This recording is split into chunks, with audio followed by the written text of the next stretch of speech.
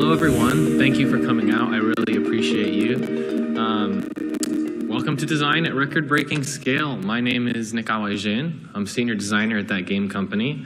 And this is going to be a presentation about how we designed an hour-long emotional musical experience for 10,000 players in a game designed just for 8. A little bit about myself so you know who you're hearing from. I did play a key role in concepting, designing, and implementing this project, so it really means a lot to me. I've also spent a lot of time contemplating what design means at this scale, because prior to game development, I was actually in architecture, I studied urbanism, and in those fields, we create spaces for people, which there happen to be more than 8 of. So, the behavior of any single person is extremely difficult to predict over time. The behavior of 5 or 10 people, you can forget about that. 20 is even worse still. But after a certain population, the actions of each individual dissolve away into the shared trajectory of everyone else's, which, as it turns out, may be far less complicated to project, and we're courageous enough, dare I say, even design for. This is the premise behind Isaac Asimov's Foundation trilogy, not Aurora's musical voyage, but it does reflect what we experienced designing and developing it. It groups not 2 or 8 or even 800 or even 8,000 players, but 10,000 co-located human beings in an interactive virtual space as one big, supermassive group.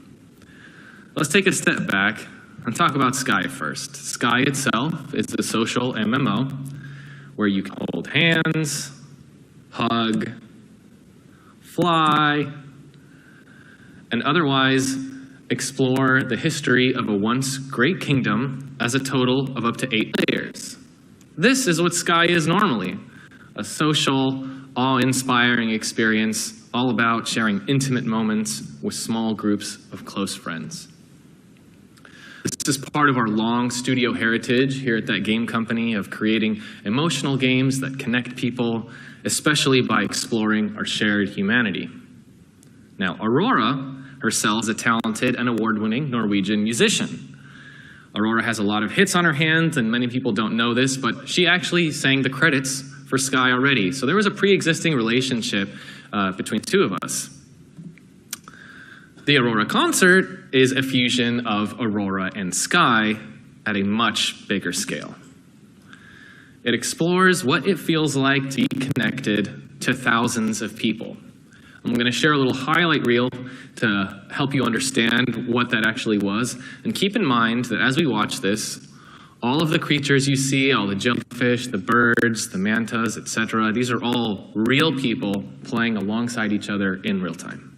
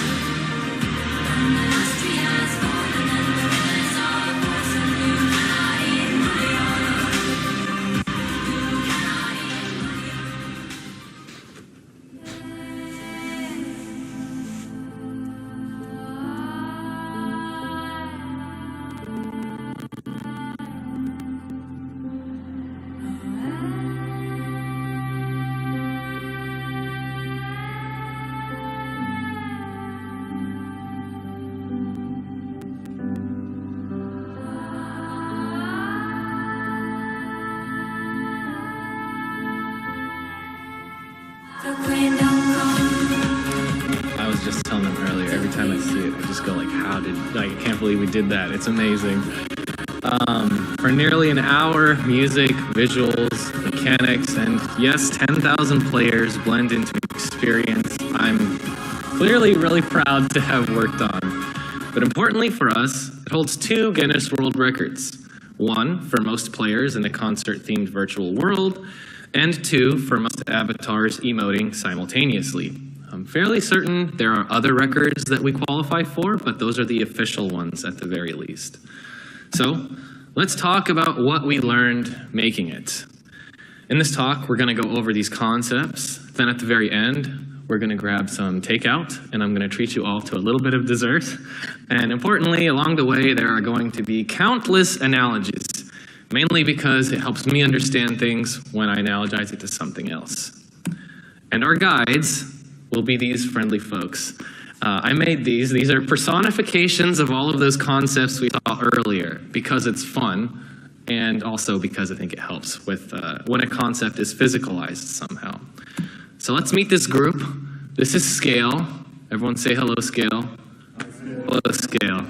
Scale wants us to know that it is impossible to conceptualize scale and that we need to remember how special every individual is. Okay, let's try to conceptualize things at this scale. 10,000 is big. It's really, really big. In fact, I think it's so uniquely big that we need a new term to help us talk about it: supermassive group. For context, Sky is designed for 8 people, or to say it differently, accommodates 0.08% of our intended player count. This is a clip from Powers of 10, a 1977 short documentary by Charles and Ray Eames, all about scale. So you can see the difference between what scale means at 1 meter for 1 person, all the way up to 10,000 meters for 10,000 people. Of course, if you're going by square meters, you would have stopped earlier. But the fact still stands, that is enormously large. And that was the first lesson that we learned, was that it is simply impossible to properly and consistently conceptualize the size of such a group. It's just so big. Our mental number lines bias towards smaller numbers, and Dunbar's number, which is the theoretical upper limit for how many people humans can maintain in their social networks at any given time, is just 150. We want to obliterate far, far, far, far past it. So, I will be defining supermassive group with absolutely no authority to mean a group of concurrently active and co-located real-time networked players in groups of 1,000 or more. But in our case, we're talking 10 times that, 10,000. All the while, somehow, we have to still ensure that the humanity of each participant shines through. Because what's the point of being around 9,999 other individuals if you don't feel their humanity next to you? These are seemingly contradictory design goals. Explore scale, but every single individual person is special. It hasn't really been explored in media.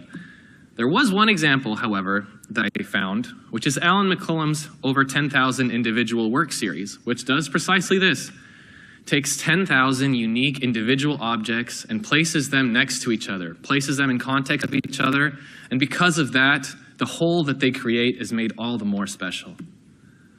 So we want to do this, but interactive and to music with real people on mobile for an hour. This has never been done before, so we have to chart our own path here. So thank you very much, Scale, for making us feel really good about ourselves, but for teaching us the important lesson that it is impossible to conceptualize things that are this big, and reminding us that we need to make sure every individual is special. Well, let's say we've done this. How can we start organizing things? How do we start, planning our design? Well, our good friend Structure, who ought to be in all of our projects. Structure insists that there needs to be a narrative spine, or we're going to have anarchy, and that spine should be about the group's groupness. What do we mean by this? Well, one of the earliest and perhaps most intuitive lessons we learned was that the more actors you introduce in a system, the noisier it all gets. So we need to make sure we have a really strong spine that establishes order and meaning so that even among all of that noise, it's still a clear, cohesive experience. So for us, that was creating a grand story arc for the entire experience defined by emotional highs and lows. We developed a narrative about humanity and nature, and yes, these are the actual design documents. They're very artistically beautiful and the great designer kind of way. It explored the different emotional stages of being and not being in community with others. It explored contrasting social themes like selfishness and selflessness, togetherness, and isolation. We told each of these stories through each song as the concert unfolded, with each song containing within it its own story and its own landscape. Selecting stories about group sizes and the emotional aspects of being in a community helps ensure that at the highest level, the fundamental type of experience that players are looking to have is thematically compatible with the type of experience you are looking to create as a developer. That seems like kind of obvious, but it can be easy to overlook this. So we developed another similarly large-scale project later, Season of Passage, that I think failed to deliver the same emotional impact as the concert due to a number of reasons, but one of which was a misalignment at this scale. For Season of Passage, we were focusing on big group gameplay activities, and so that's what we invested all of our time into. But unfortunately, what we weren't able to do was resolve a narrative that also had to do with community. So that ultimately, unfortunately, got cut from the story before it shipped, even though that was a part of our earliest concepts all along. So Season of Passage wound up being you playing gameplay activities with lots and lots of other people and then having an intimate story with just a handful of NPCs. That made things a little confusing and inconsistent players, you know? It's like, why are you even here? I've been talking with these NPCs and then now I'm doing something with 100 other people. It doesn't really make sense.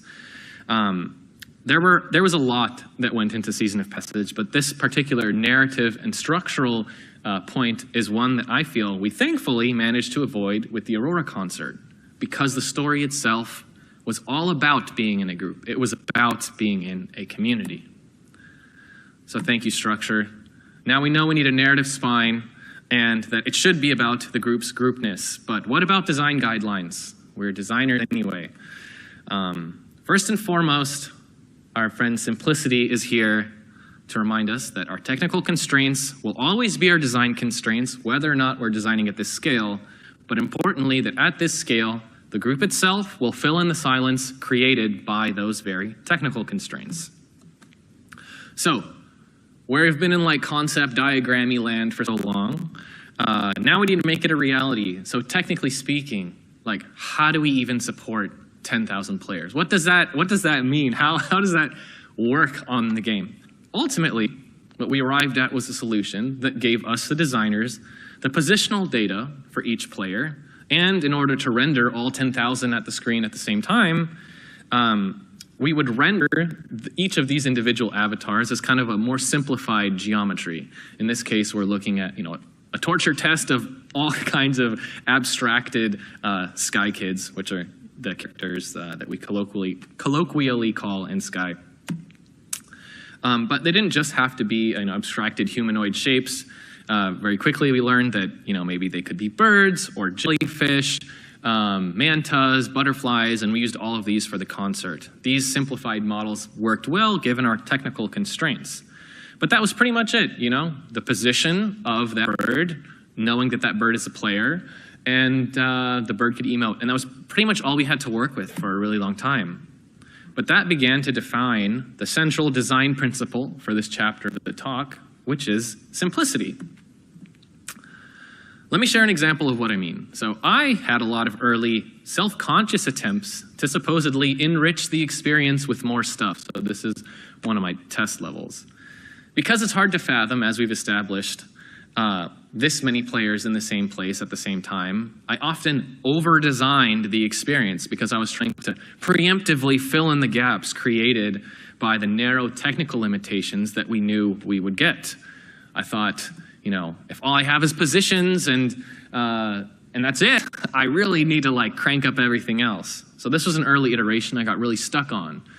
I thought, well, for the song to be interesting, the narrative content of the song that I mentioned earlier needed to unfold in some mechanical kind of way, you know? So in this version, Aurora, which is represented as this flare, kind of moves throughout the environment and then distributes these blue orbs that pulse with the music, and then the player approaches those orbs, and then they start orbiting around them, and then that like reveals a little vignette that tells a story. And in this case, you know, they're just big blocks, we've seen a little bit. But that's what I was trying to do, you know, approaching what I thought was a design problem with some mechanical solutions. But we would play test this.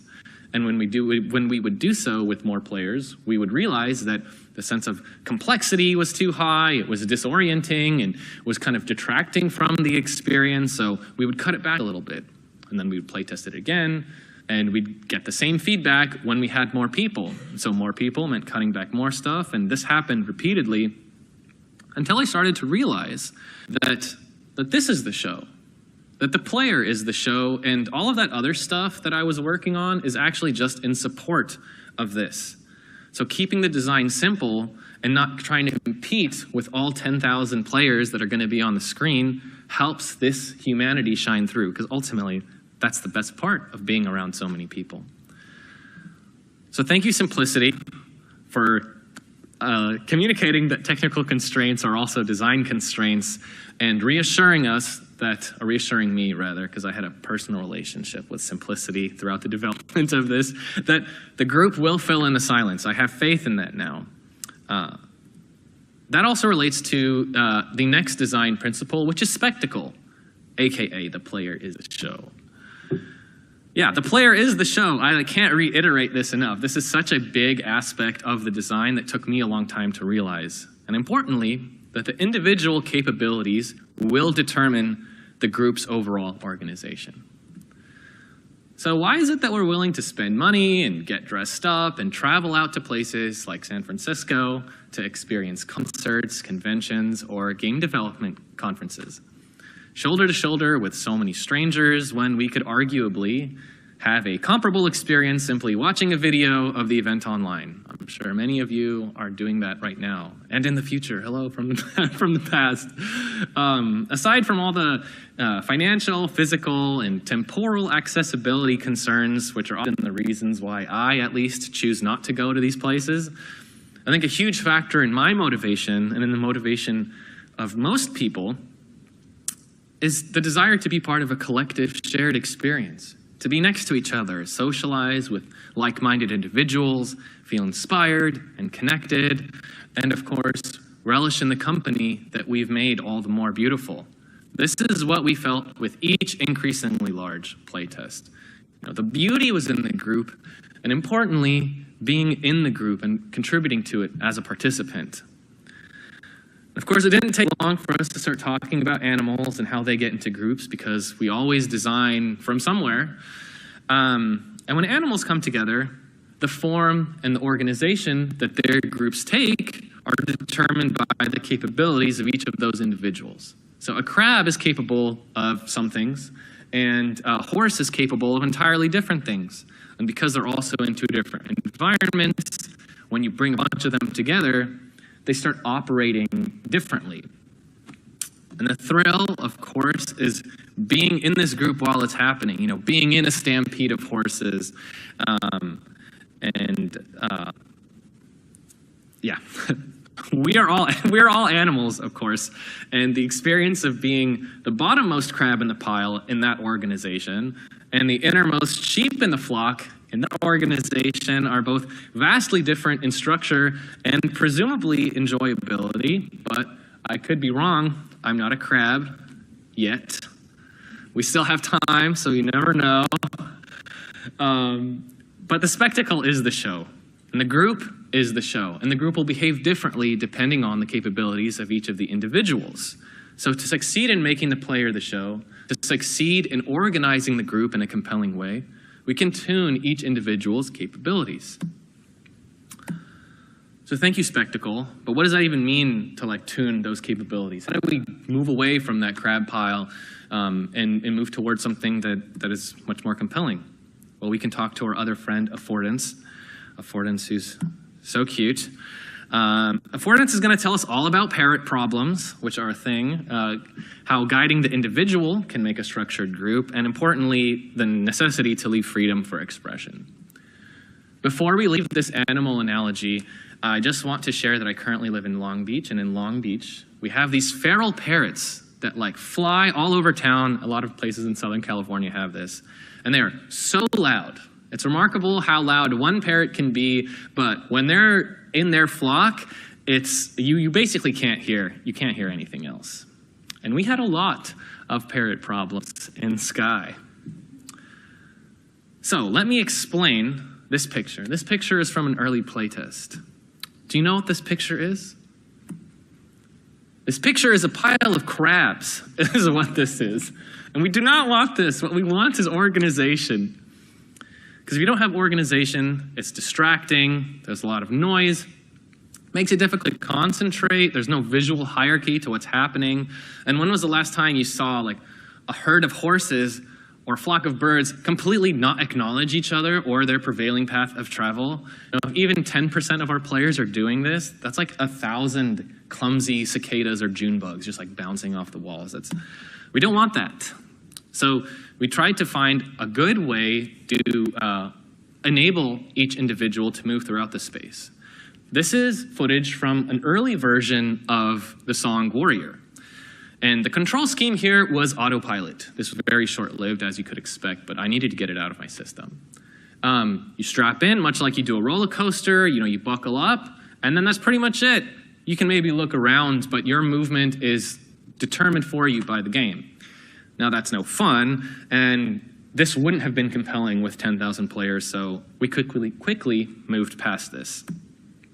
Okay, so maybe we can do something in between, right? So if not everyone's totally strapped in, maybe we can allow each of these individuals to freely deviate if they want, but if they didn't want to or didn't know how, as we were expecting a lot of new people to play the concert, that it would still carry them out throughout all of the environments that we had created. How is this possible? Well, we have this guide rail system in Sky, which allows us as designers to define the extents and direction of travel that we would like players to move in. You can actually see that in the wireframe here. We have these big green extents, and then we have this curve that you might be able to see that is the direction. One of our great engineers, Maxwell Zietz, improved this and created kind of like a laminar flow version of this, which allows the individual to move, or to be guided rather, along the tangent to the curvature here, regardless of whether or not they're closer to center or further out to the sides. The best way I can describe this is being in like a lazy river. So it's kind of difficult to push back against the current in such a river, but I could get inside with a bunch of my friends at the same time and experience this journey together while still having some freedom to kind of go this way and that. So this is a video of the updated version of Warrior that was created by one of the most talented designers I've ever known, Travis Stringer. So, I mean, I think this looks way better, way better. The guide rail system that we mentioned earlier helped literally and figuratively align everyone and gave a strong sense of community and intention, and it ensured that there was a legible trajectory to the entire experience. Remember that each manta here is a real person somewhere in the world, and I think you can really feel that a lot more when everybody's moving together. Importantly, for us as designers, we could know where players would be, roughly when they would be there, and that way we could set up shots like this, which I think is one of the best shots from the concert. But also, sometimes we didn't want players to be kind of guided on these rails. Sometimes we wanted the player to be able to maneuver freely throughout the space. Why would we want this? Well, if you've been guided for so long and then all of a sudden you're not guided anymore, you might feel uneasy. This place might feel mysterious. And that's what we were trying to achieve with All Is Soft Inside, this song here. But if they're not on the rail, then people start bonking into objects and getting stuck in geometry. A lot of people don't even know how to use a camera, so they miss out on entire portions of the song. That's stressful and pretty ungraceful. And the last thing we want is for you to be embarrassed or self-conscious in front of 9,999 other people. That is a literal nightmare. So another simple solution here was to create a general collision prevention system for the flight controller so that even if the player gave no input, as is the case here, they would avoid walls, stay above the ground, and it would prevent them from getting stuck in little nooks and crannies like this. We actually called this Soarin' Over California, funnily enough, and it works quite well. So with no input, this character is able to maneuver through a pretty complicated environment and never at any point really get caught anywhere. Graceful and stress-free. So both of these systems, I felt, worked together really well to create a unifying structure, the kind of structure we wanted, without tying each individual to a hyper-rigid possibility space. You add on top of that the ability to emote, and there's suddenly a lot of expression and a lot of life here. We start to get more and more of this starling murmuration experience, which has always been inspiring, and less of that crab pile one, precisely because of the affordances that we have put in and given to each individual. But of course, what our community came up with without any of our help was far, far more compelling. This was truthfully one of the most exciting things that we anticipated at the studio. Essentially, intrepid players, once this was live, began to organize flash mobs with each other. They started to kind of get smart about things. Love trains emerged early, where players would follow each other in a big long line and spam the heart emote. And that gave way to waterfalls, where players would jump from high places and spamming other emotes, here we go, that's a great example right there. And then, of course, there were light towers, where players would use each other to get as high as they possibly could, stretch that verticality as much as possible, kind of like, they're standing on each other's shoulders. There were also whirlpools, tracing, drawings, and even fully rehearsed animations. This is just absolutely incredible.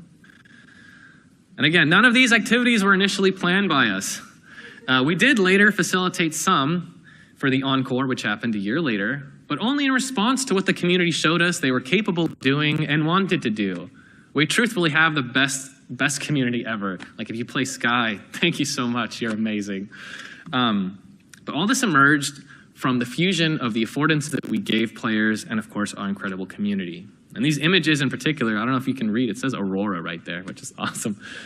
These images were taken from the positional data we received on the back end. So we could watch it in real time while some of these were happening as well, which was incredible.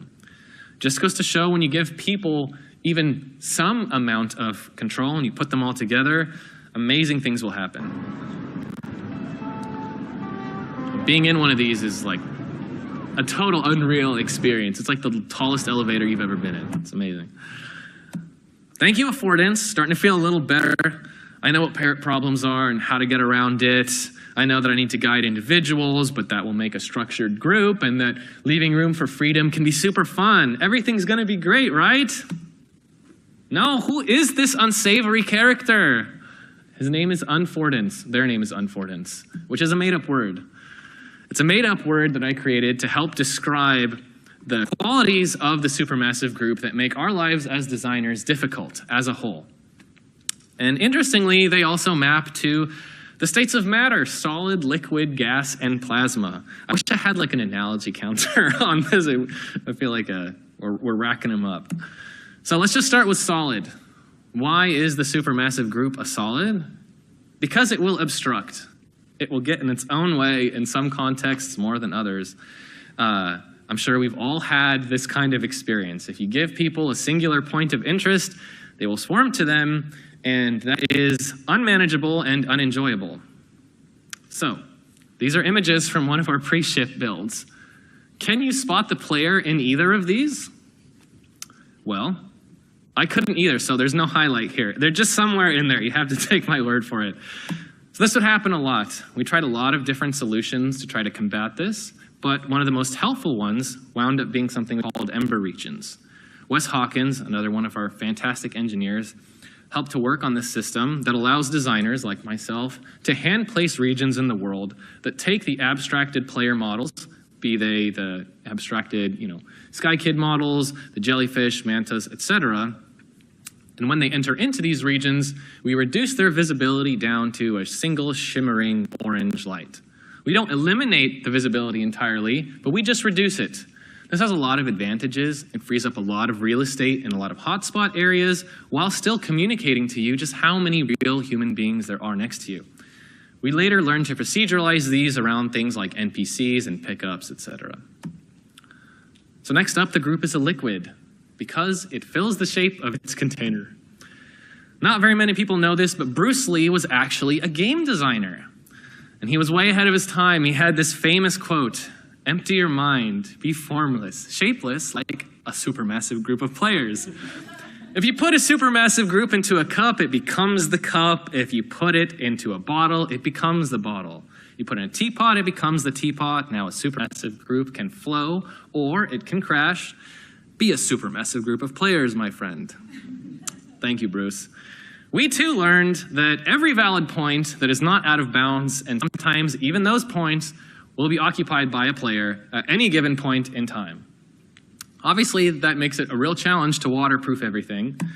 And at first, this surprised me until I remembered how crows sit along power lines, with spaces in between them. They do this because they each have wings, and they need those wings to take off and to land, so they sit separated from each other. Likewise, we each have a natural bubble around all of us that drives us to expand elsewhere when we feel that that space has been encroached upon. And this even happens in virtual space. So if you don't want someone in your face, you move around a little bit. And then if you get in someone else's face, they'll move around a little bit. And if everybody does that, the group will disperse, even when there isn't any interplayer collision like this. Now, we also quickly learned not to spawn everybody in the same place, like in a one-unit area. This phenomena would help us, but we also quickly learned to distribute the spawns of everybody in a fairly large area. But this phenomenon helped me a lot because I was actually quite worried about this. Would your sightlines be constantly violated by other players? Turns out, we're not special. Really smart people like Edward T. Hall already explored interpersonal distance in a subdiscipline of anthropology called proxemics. This is where we get the term personal space from, and I believe what drives the supermassive group's shape-filling liquid reality. I think this is the natural phenomenon behind all that. So what did we do as designers? Well, to accommodate this, we just designed enormous environments, bigger rails, bigger boundaries, especially when we have more players. It helped me, at least, to not understand the group like a mass of individuals, which I was doing at the start, but instead think of them like a deluge or a wave that spreads to fill the extent of every new play space. A fluid that occupies all the space you give it, very much like a game of pipe mania. And yes, it can feel as stressful sometimes to try managing such a group. All right, the group is a gas because it is compressible. Not only will it morph to fit the shape of its container, but it will expand or compress to fill that shape, be it larger or smaller. So let's look at this gas of jellyfish. Each one of these jellyfish is an individual gas particle. They're in this tiny cave, and the kind of jellyfish per unit volume is actually quite high in here. As we transition to this much larger cave right after this, we'll see that this group begins to depressurize. The gas begins to disperse. It doesn't happen immediately, but it does happen. Now, this can be an issue if we're just looking at it superficially speaking for crowd control reasons. Oh my gosh, I have 5,000 players, 10,000 players, and I'm trying to get them through an area that's much smaller. This is going to be such a pain, it's going to be very difficult. But we can also use it to our advantage. So now, at this point, the kind of jellyfish per unit volume is much, much less. It's dispersed. So we're going to level up this analogy. We're going to talk about Boyle's law and Charles' law. Boyle's law states that at a constant temperature, volume increases as pressure decreases. This is pretty straightforward. You make less space for players, and they will start to feel more pressure. Fair enough. Charles' law states that as volume increases, temperature increases. So I'm stretching the analogy a little bit here, but I actually think if we understand temperature in this context to mean a kind of emotional sensitivity, I think it works quite well.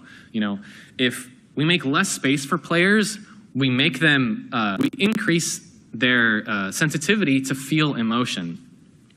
As designers managing supermassive groups where we have lots and lots and lots of particles, 10,000, 5,000, what have you, we can use this to reinforce our emotional message. But again, turns out we're not special. My childhood friend, Frank Lloyd Wright over here, called this compress and release, where sequential spaces are designed with contrastingly low ceilings and tall ceilings, and narrow walls and wide walls to highlight sensations of tension and freedom. This picture of atrium, I think, does a really good job, where you have this tall atrium preceded by this low overhang. It's a technique we all probably use as level designers, but again, once you have this many players together acting as these individual gas particles, the effect can be quite powerful. Feeling uncomfortably close and then liberated and distant became a central motif in songs like All Is Soft Inside with the jellyfish and Warrior with the mantas that we saw. It was so powerful, in fact, we used it in the finale, Queendom. So take a look at this video and notice how everyone gets compressed and then released.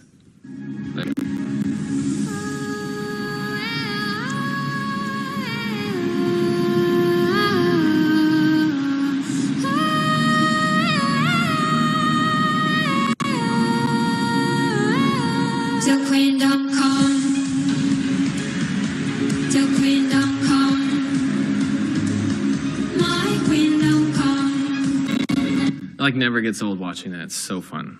Okay, last up in this crazy analogy, the group is a plasma. Well, there's one big way that a supermassive group is like a plasma, and that is that you don't know what a plasma is, and neither do I. Aspects of it will always be beyond the realm of our understanding. So thank you, Unfordance, for informing us about all of these different aspects, but also giving us a way to combat them. So now that we have this, we understand scale, we've got simplicity and spectacle and all of these things in our head, what can we do to make our lives easier as designers? Well, good thing we have our friend Tooling here with the magical, amazing mustache, the enviable mustache of Tooling. Only has one point for us, which is that simulation tools are a must-have. Allow me to explain. We discovered very quickly in the design process that we needed a way to visualize this on demand in various contexts. If we had 10,000 mantas in a really small space, that could compromise a lot of things: noise, performance, experience, emotion. Human behavior is hard to simulate, but our engineering team did create this tool called Follow Guys that allows us to spawn any number of players of any model at any radius around us with any shout frequency that would follow us as we move. We use this constantly throughout the development, especially when spot testing suspicious areas. Like what's the worst case scenario like? Let's say 10,000 players manage to organize themselves and shove each other into like one concentrated area. What might that look like? I truthfully can't conceptualize a project at this scale without such a tool. As our needs grew, so did the tool itself, and I am eternally grateful for all the great engineers who helped build this and expand this. And yes, it never gets old just to see what it would have looked like if everybody was a little fishy watching the concert instead. So thank you, Tooling, and your wise mustache. Simulation tools are a must-have, I understand. But, as we mentioned, even the best tools can't simulate one thing, and that is sociality. Sky is a social game after all. Sociality also happens to have the best analogies. We're going to get into these right now. So from the very beginning, we knew that to appreciate the humanity of such supermassive group sizes, players need to feel the loneliness of being all alone. You'll quickly lose appreciation for even the most delicious chocolate cake in the world if that's all you have to eat for every meal. Because we wanted to centralize that appreciation for humanity, our core arc, which we saw earlier, takes this chocolate cake approach, where it doesn't always force you to eat the chocolate cake, and likewise, doesn't always force you to be surrounded by 10,000 players. Instead, the story revolves around building up, breaking down, and then reviving the group, the number of players. And in this way, we can think of the player population in a supermassive group as an allegory for the player's emotion. So yes, while the stadium seats 10,000, and at various points along the way, you do experience the concert beside 10,000, we don't give you that luxury the entire time. We hold it away from you and use it as a tool to reinforce our emotional goals. So when you start, the first song of the concert is Exhale, Inhale, and you are all alone. You feel quite small. But we transition you to Runaway, and then you're beside 400. By the time that song reaches its climax, you're at 1,000. You start to feel very hopeful. But then, with All Is Soft inside, the next song, we humble you back to 200, opening it up to 500 as the song reaches its climax. Now you're breaking free from your inhibitions. And in Warrior, we surround you with the full 10,000. You feel unbeatable together until you make your way to the seed, where your numbers start to drop and drop slowly until you are one fragile, solitary little butterfly flying through the darkness.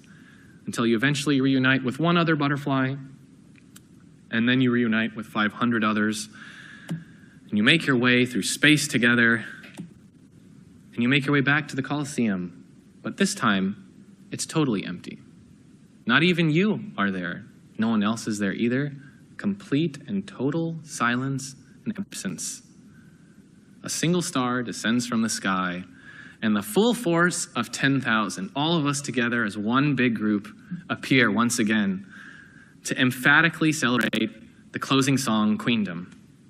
The depth of your feeling of connectedness to the humanity around you is deepest when contrasted with the shallowness of your own solitude. You can call this a kind of emotional theory of social relativity. I've got analogies all day. They're going to keep coming. On a different note, your ability to connect to individuals and see yourself in relation to them is predicated largely on your ability to differentiate these individuals from each other.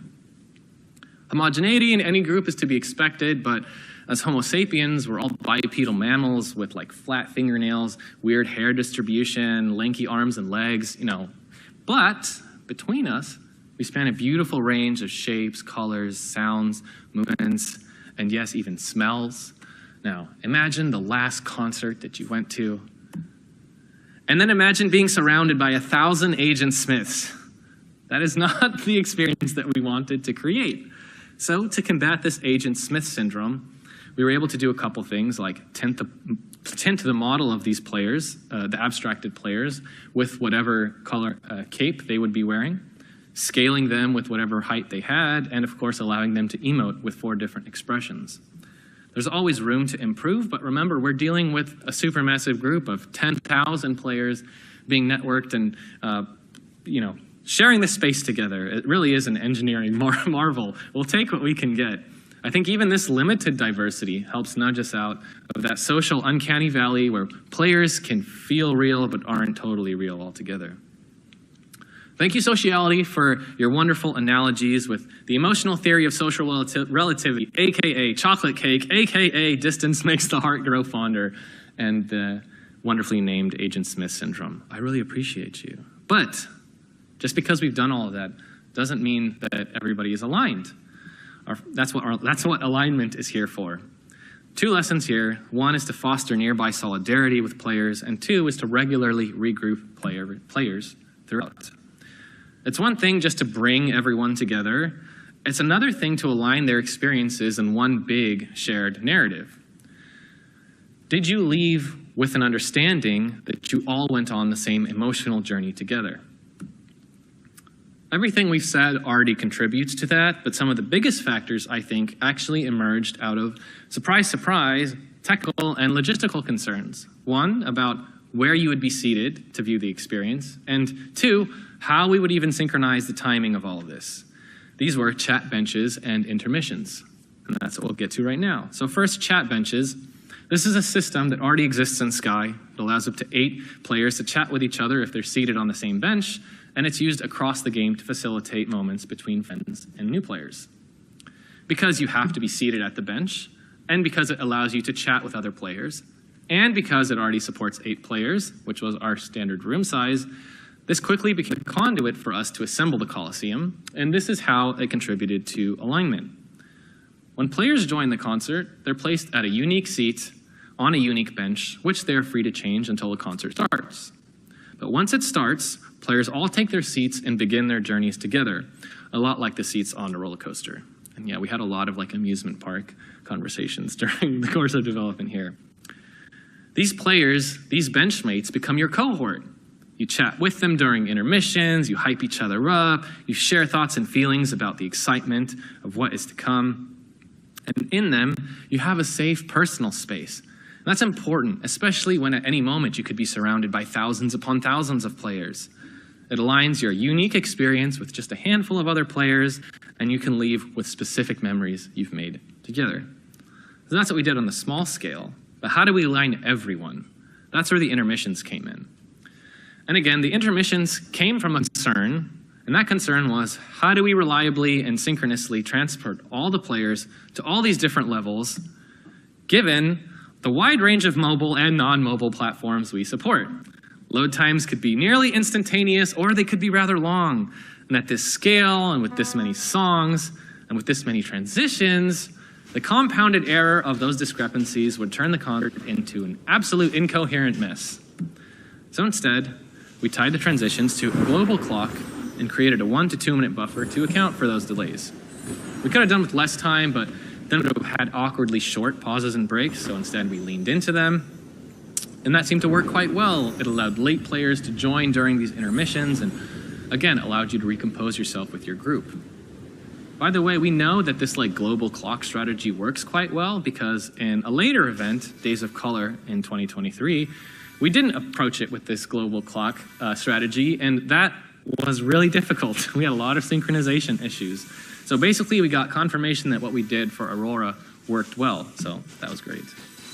But in these intermissions, we could recalibrate everybody because Aurora would provide some narrative exposition to propel us forward. So even if players were distracted, everybody would get realigned here. Aurora acknowledged what had just previously happened in the last song, guide us in some group activity, let's all chant together, or what have you, and then introduce the next song. If you've ever been in a really long meeting and then somebody at some point goes hold on guys, what is this meeting even about? And then everybody kind of figures it out together and we say, okay, and then we proceed. Aurora was basically managing 10,000 person meetings for us. So these actually wound up becoming super, super important. And unknowingly, one of these moments became a developer and fan favorite, myself included. During one intermission, Aurora now infamously says, it's okay, you can cry. And because one of the emotes is cry, the stadium slowly fills with thousands of tears. It happens at every performance, and it did so during opening night, and again was kind of unexpected for us. Aurora says a lot of things in the concert, but because this was such a genuine line, and we had a relevant emote, and everybody found themselves at that emotional context, it results in one of the most community-affirming moments of the entire experience. Everybody voluntarily and spontaneously crying together. If crying with 10,000 other people doesn't bring you all together and align you, I don't know what is. And yeah, we tracked them throughout the concert, and you can see those 4 big spikes are all those intermissions, all of the emoting that's happening there. Thank you, alignment. We have learned your lessons. We're almost there. I promised takeout, but instead I'm going to deliver 4 small lessons, kind of like takeout, just 4 little morsels, little bites. 1, as you increase the player population in a supermassive group, your player distribution will multiply and not blur. I thought that would be the case, but it turns out that if you have a hotspot with 10 people, you will have a raging inferno with 10,000. So be on the lookout for that. Takeout number 2, design for latency. You can try to design for everything being perfectly synchronized, but that's a fantasy land. Or you could live in reality and just accept the fact that things are going to come in at different times. Nothing in our experience fundamentally breaks if you experience it 5 or 10 seconds later than everyone else, even despite all of the work that we did to synchronize everyone. You can actually see here, Aurora's moving around pulling players in, and there's actually quite a long trail behind Aurora of everybody that comes in with their different latency. And this worked to our advantage, particularly during the big Aurora yeet that she does at the end of Queendom. I think this would have been far less compelling if it was just a uniform sphere just expanding outward. I don't think that would have been as great or filled with as much charm and character as this wonderful explosion here. I mean, it's great because of the latency. We're almost done. Takeout 3, synesthesia as a pulse. What is synesthesia? Synesthesia is just aligning the visuals that you're seeing with the audio that you hear. We're going to play a little sample so you can see. Come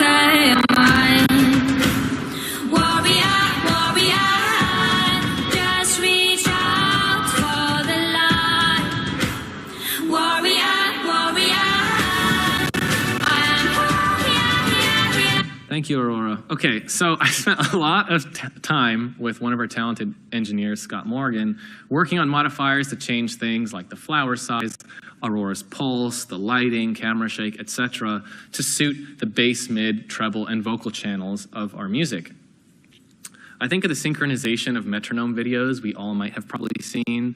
It might not seem like much, and I absolutely have no clear proof that the synesthesia does this, but I really do believe that it plays a key role in supplying like an underlying shared heartbeat among everybody who's participating. Lastly, playtesting supermassive groups is a huge challenge, and do not underestimate it.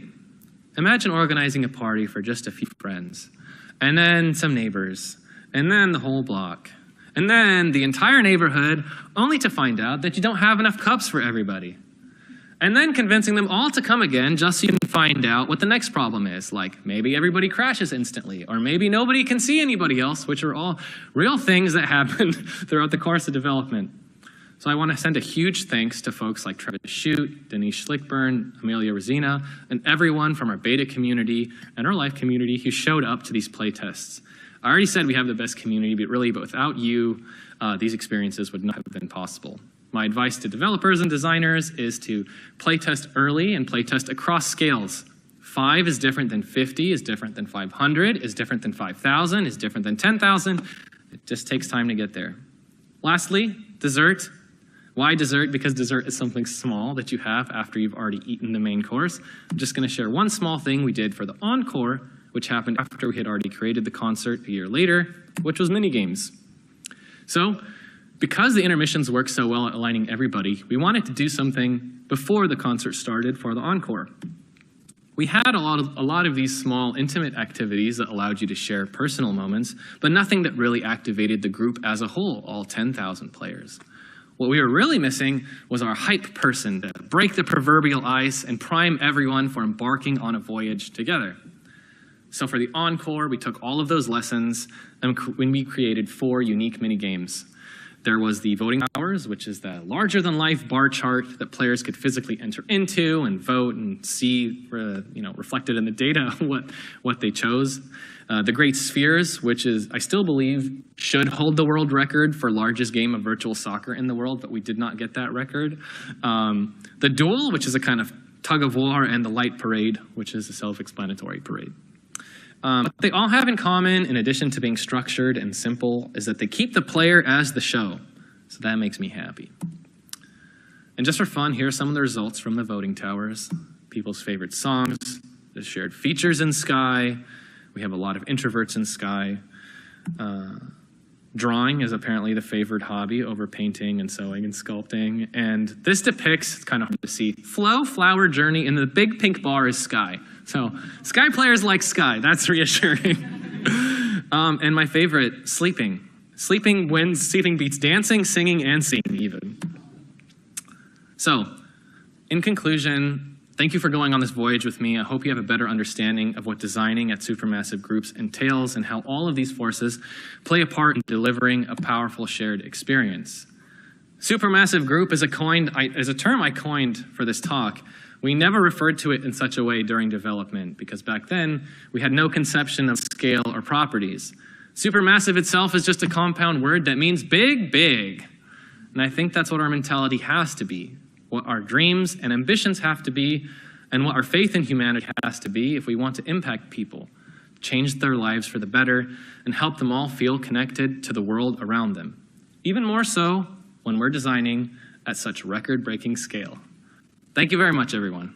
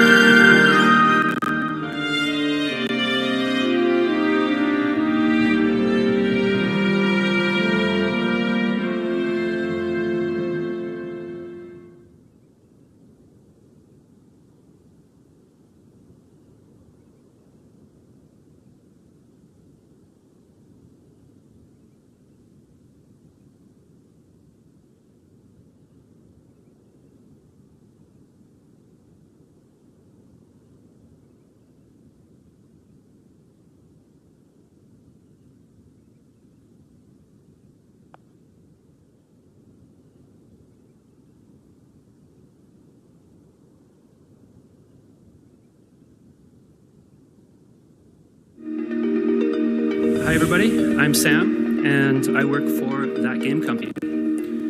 Right up front, I want to give a special thanks to Dylan Faust, who is our company's UI lead. He helped me make these slides look really amazing, so thank you, Dylan. And we are hiring, so if this talk is interesting to you and you like the idea of working on a custom engine, working on cool technical challenges that affect millions of players worldwide, then please reach out to us. And we have some fine folks right here in the front if you'd like to do that after the talk. So today I'm going to talk about how we got over 10,000 players into the same level all at once. But first, I want to talk a little bit about what we do at That Game Company, or TGC for short. So at TGC, our priority is emotion and human connection.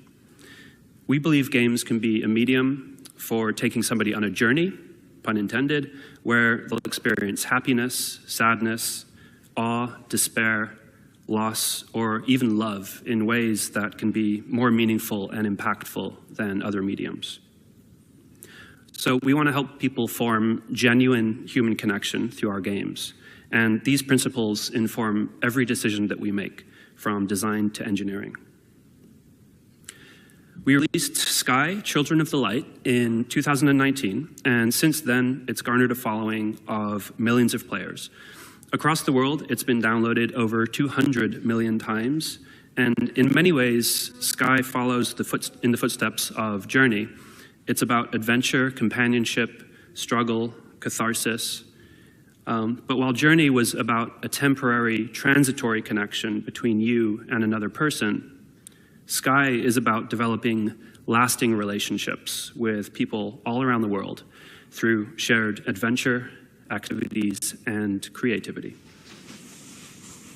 Sky is a live service game, so our team works really hard every day to create new content and stories and events for the players. And we developed Sky using our custom in-house engine. So Sky was originally developed as an iOS game, but we've since ported it to Android, Switch, PlayStation 4 and 5, and this year we'll be releasing our PC version. So we've done all of this with a pretty small, talented, and passionate team of engineers, and of course, designers and artists and everybody else. So sometime around 2021, our CEO and design director, Genova Chen, had an idea for an in-game event for Sky, a music concert. So he brought this idea to me during our weekly discussions, and he asked, would it be possible to interact with thousands of other players at the same time, in the same space, like a real-life concert? Now, for context, the most amount of players on screen at once in a normal game of Sky is 8. We have to run on an extremely wide range of devices, including some pretty low-end Android phones, and to this day, we still support the iPhone 6. So on top of that, our server architecture at the time also supported a hard-coded maximum of 8 players. And the vision for the concert was to increase that player limit by over 3 orders of magnitude, from 8 to 10,000. So it seemed like an impossible task, and I thought the idea was crazy. Fast forward to December of 2022, we launched our virtual concert featuring the music artist Aurora. And this wasn't just a music event. It had a story, a progression, an emotional arc. The player would experience awe-inspiring moments, otherworldly scenes, despair and darkness, peace and acceptance, and finally, a cathartic celebration, basically a really big party. They would do all of this with up to 4,000 players in the same level, all able to interact with each other for the debut of the concert in December of 2022. And last August, we did a concert encore supporting over 10,000 players. And for this, we received a Guinness World Record for the most users in a concert-themed virtual event. And the concert also worked across the thousands of different devices that run Sky, including the low-end Android phones and the iPhone 6. And by the way, we were also releasing our PlayStation port at the time, so our team definitely stays pretty busy. So how did we do it? Well, it started with a question. What's important to this experience? What do we care about? Emotion, so our main design pillar. We wanted this to be an emotional experience for the players. The feeling of togetherness, having a shared experience with thousands of players at once. Could we achieve this without rendering all 10,000 players in full detail? Perhaps the other bits could be abstracted in some way. We just needed the player to experience the presence of others in whatever form that took. Interactivity. So we wanted the players to be able to communicate with each other in some way so that it was clear that you were experiencing this concert with real humans as opposed to just having a clever simulation that's simulating players. And we also wanted some level of interaction with the music itself. Inclusivity.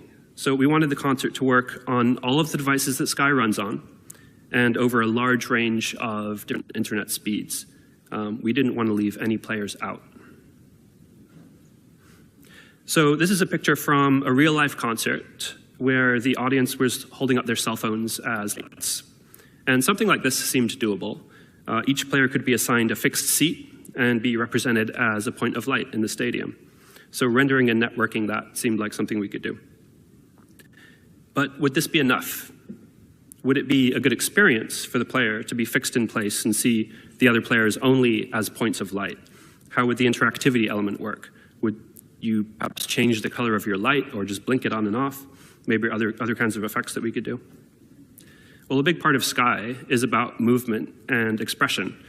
So if that was severely limited during the concert, it didn't seem like we'd be able to satisfy that feeling of togetherness and level of interactivity that we wanted. Okay, I'm going to get a little bit more technical here. And it starts with fish. So in late 2021, we started working on a new update for Sky called Season of Abyss. And it added a diving ability to the game, which we hadn't done previously, and focused on underwater exploration. But one problem that we had with our underwater environments is that they just felt pretty empty. So designers could place down some animated sea creatures here and there, but we just couldn't do that many of them without it tanking performance on our lower-end devices. And the reason for this is each of these creatures were based on hand-animated skeletons. So they had their own individual AI and collision detection, and we had to do all of the animation logic on the CPU. And this gets really expensive when you multiply it out over hundreds or thousands of on-screen meshes. So to solve this problem, we implemented a little fish school system. And the entire school of fish was treated as a single entity. And we're able to optimize their steering and flocking behavior this way by having a sort of like little loop that just controls that one entity. And to render and animate the fish, we utilized static mesh instancing, and we implemented some procedural animation inside the vertex shader to make the fish wiggle as it swims. So the fundamental idea is to just defer all of the animation work to the GPU by having the vertex shader modify each position of the source mesh based on one or more input values like time or speed. And for this wiggle effect, we picked the sine wave based on the position along the z-axis in object space, and then we rotate the vertex around the pivot point of the mesh. And this works great to create this effect, and the CPU isn't burdened with any of the animation work. It's all deferred to the GPU. So as far as the CPU is concerned, all we're dealing with is a static mesh. So there's a wonderful GDC talk on this approach, by the way, that was a few years ago by Matt Nava of Giant Squid. And he was talking about the development of Abzu. And I definitely recommend that you check this out if you're interested in more sort of procedural ideas that you can apply to vertex shaders. But Abzu did a lot more with this idea by layering many more effects on top. But we were happy with this basic effect, and it kept the shader pretty simple for the lower-end phones. So with this method, we're able to render a lot of fish, even on low-end hardware. So in this scene, we had around 4,000 of them. And, instancing them through this static mesh instancing system works great, but we still need to be careful about the overall vertex count in the scene. So if each fish is only 500 vertices, say, then we're already pushing 2 million vertices through the GPU per frame just for the fish. And for some of the low-end hardware, that's really not acceptable, especially considering that each vertex has to compute its procedural animation separately. So to solve this, we added LOD support to our instancing system, and in conjunction with some very aggressive fish mesh LODs, that allowed us to reduce the previous scene from about 2 million vertices to around 80,000. So we were also able to draw all of the instances using only 4 draw calls, so 1 draw call for each LOD level. And then to simulate the fish, we implemented a steering algorithm that computes an acceleration force to push the fish towards its target position and then decelerate it nicely as it arrives. So here I'm just moving the mouse around and fish is following it. So as we were developing this feature, Genova and I, in our weekly discussions, started to have the idea that this feature and the planned concert for the end of the year could have something to do with one another. I mean, if we turned all of the players into fish, and then we figured out a way of sending that across the network, then that could be a pretty cool experience. But it wasn't quite as Sky as we might like, and it's unclear how it relates to a music concert that takes place in a stadium. Still, if we're able to render thousands of fish with this method, then why not other types of creatures that are found throughout the world of Sky? If the same principles that we use to animate fish could be applied to our sky mantas, our butterflies, birds, other creatures, we could simply use the new instancing system to render them instead of their skeletally animated counterparts. Of course, we might need some pretty sophisticated vertex shader work to make that happen, but one of our graphics engineers, Oliver Castaneda, took on the work of writing these vertex shaders for all of the different creature types that we wanted to support. And most of those vertex shaders ended up being much more complicated than the fish version that you saw. But yeah, he did a great job with that. And another reason that we needed the animation to be a little bit more sophisticated on these creatures is because the idea would be that the player would be controlling one of them. So when it's up close to the camera, you can't fudge things so much. You know, it needs to look a little bit more realistic with some secondary motion and so on. So Genova and the design team did some brainstorming, and this is basically how the main idea of the concert was formed. So the player would start in the Colosseum as a candle or a point of light fixed to their seat, but they would be transported by aurora into other parts of the world. So they would be transformed into different creatures. So for example, as a fish, you would swim with thousands of other fish, but they would be real players. They wouldn't be simulated through the fish school system. They'd be actually transmitted over the network. You know, as a butterfly, you could fly with thousands of other butterflies, and they might be your friends or they might be strangers, but they would all be real people. And each type of creature and emotion, or rather, each type of creature and environment would represent a different emotion or a different part of the story. It would all be set to Aurora's music, which is largely about nature, so it just seemed like the perfect fit.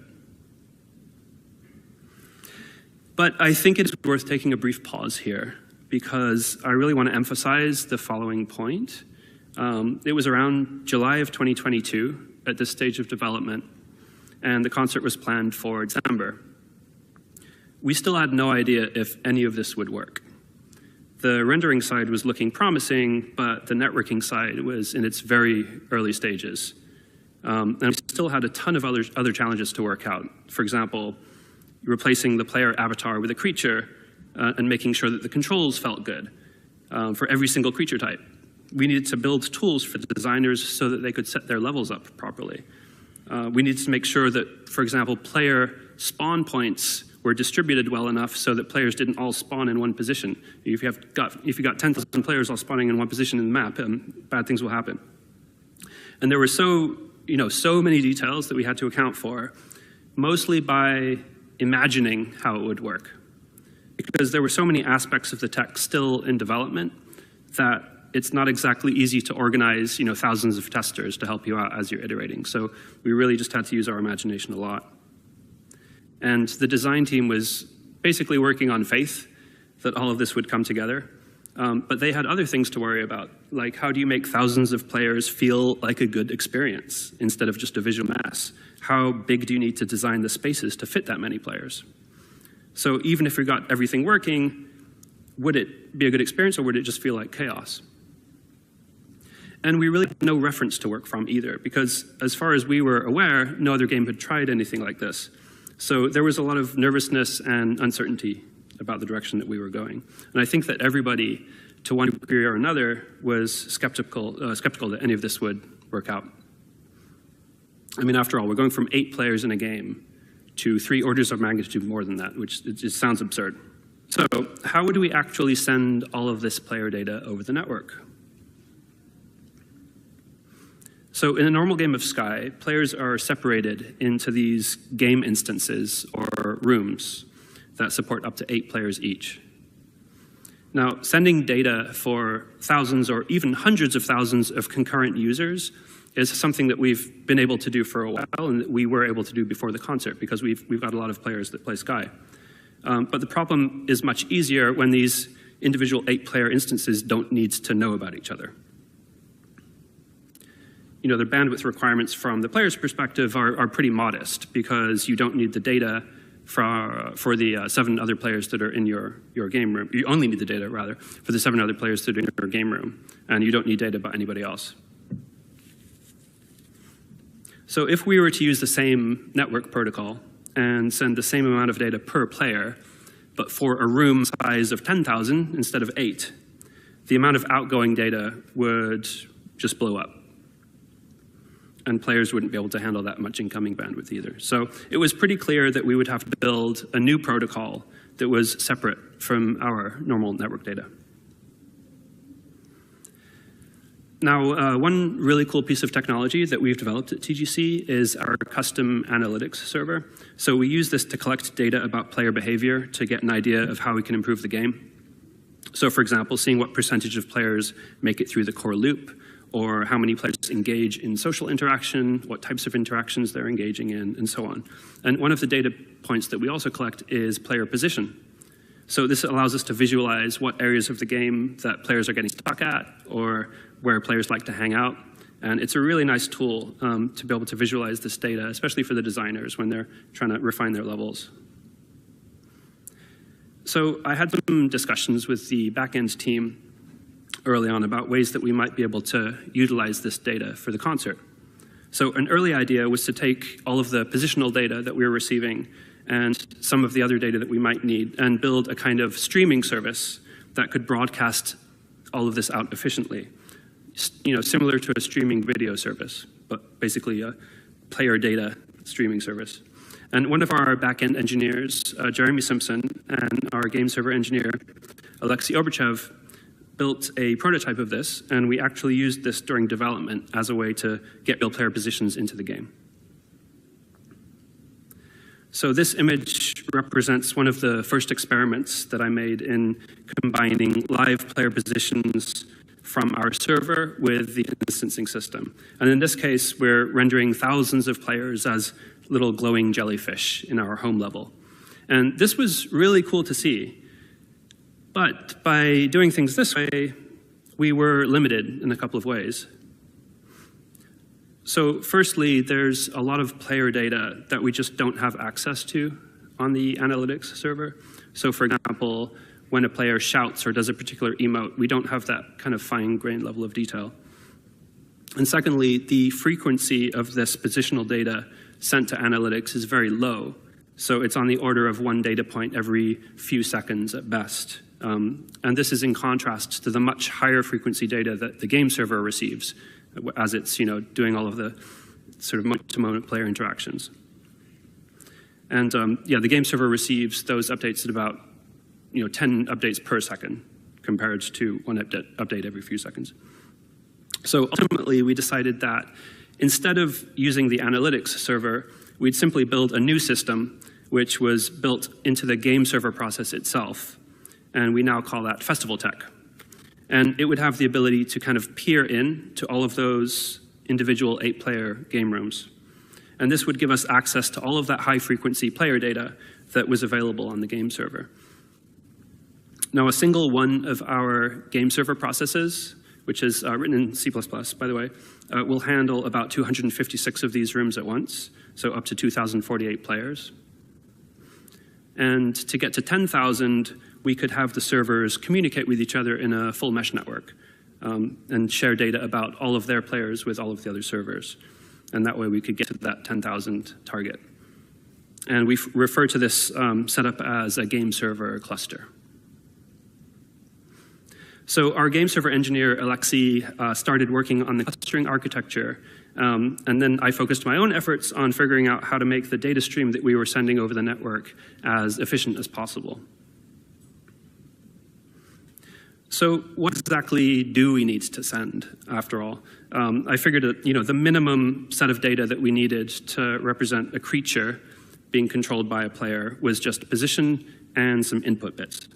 Input could be used maybe for some basic player expressions like a shout, and it could probably be represented with 1 bit, and maybe we would have a couple of other bits for something else. We weren't quite sure yet. Orientation could probably just be derived locally from changes in position, so maybe we wouldn't have to send that over the network. And if that thinking was correct, that we could represent players with only this data, then what we really needed to focus on was compressing the positions. Since out of the 100 bits represented in this diagram, position is 96 of them. So first, some quick math. So normally, the network data in Sky is transmitted at a rate of 10 hertz. A position is 3 floats, or 12 bytes, and we're targeting 10,000 players.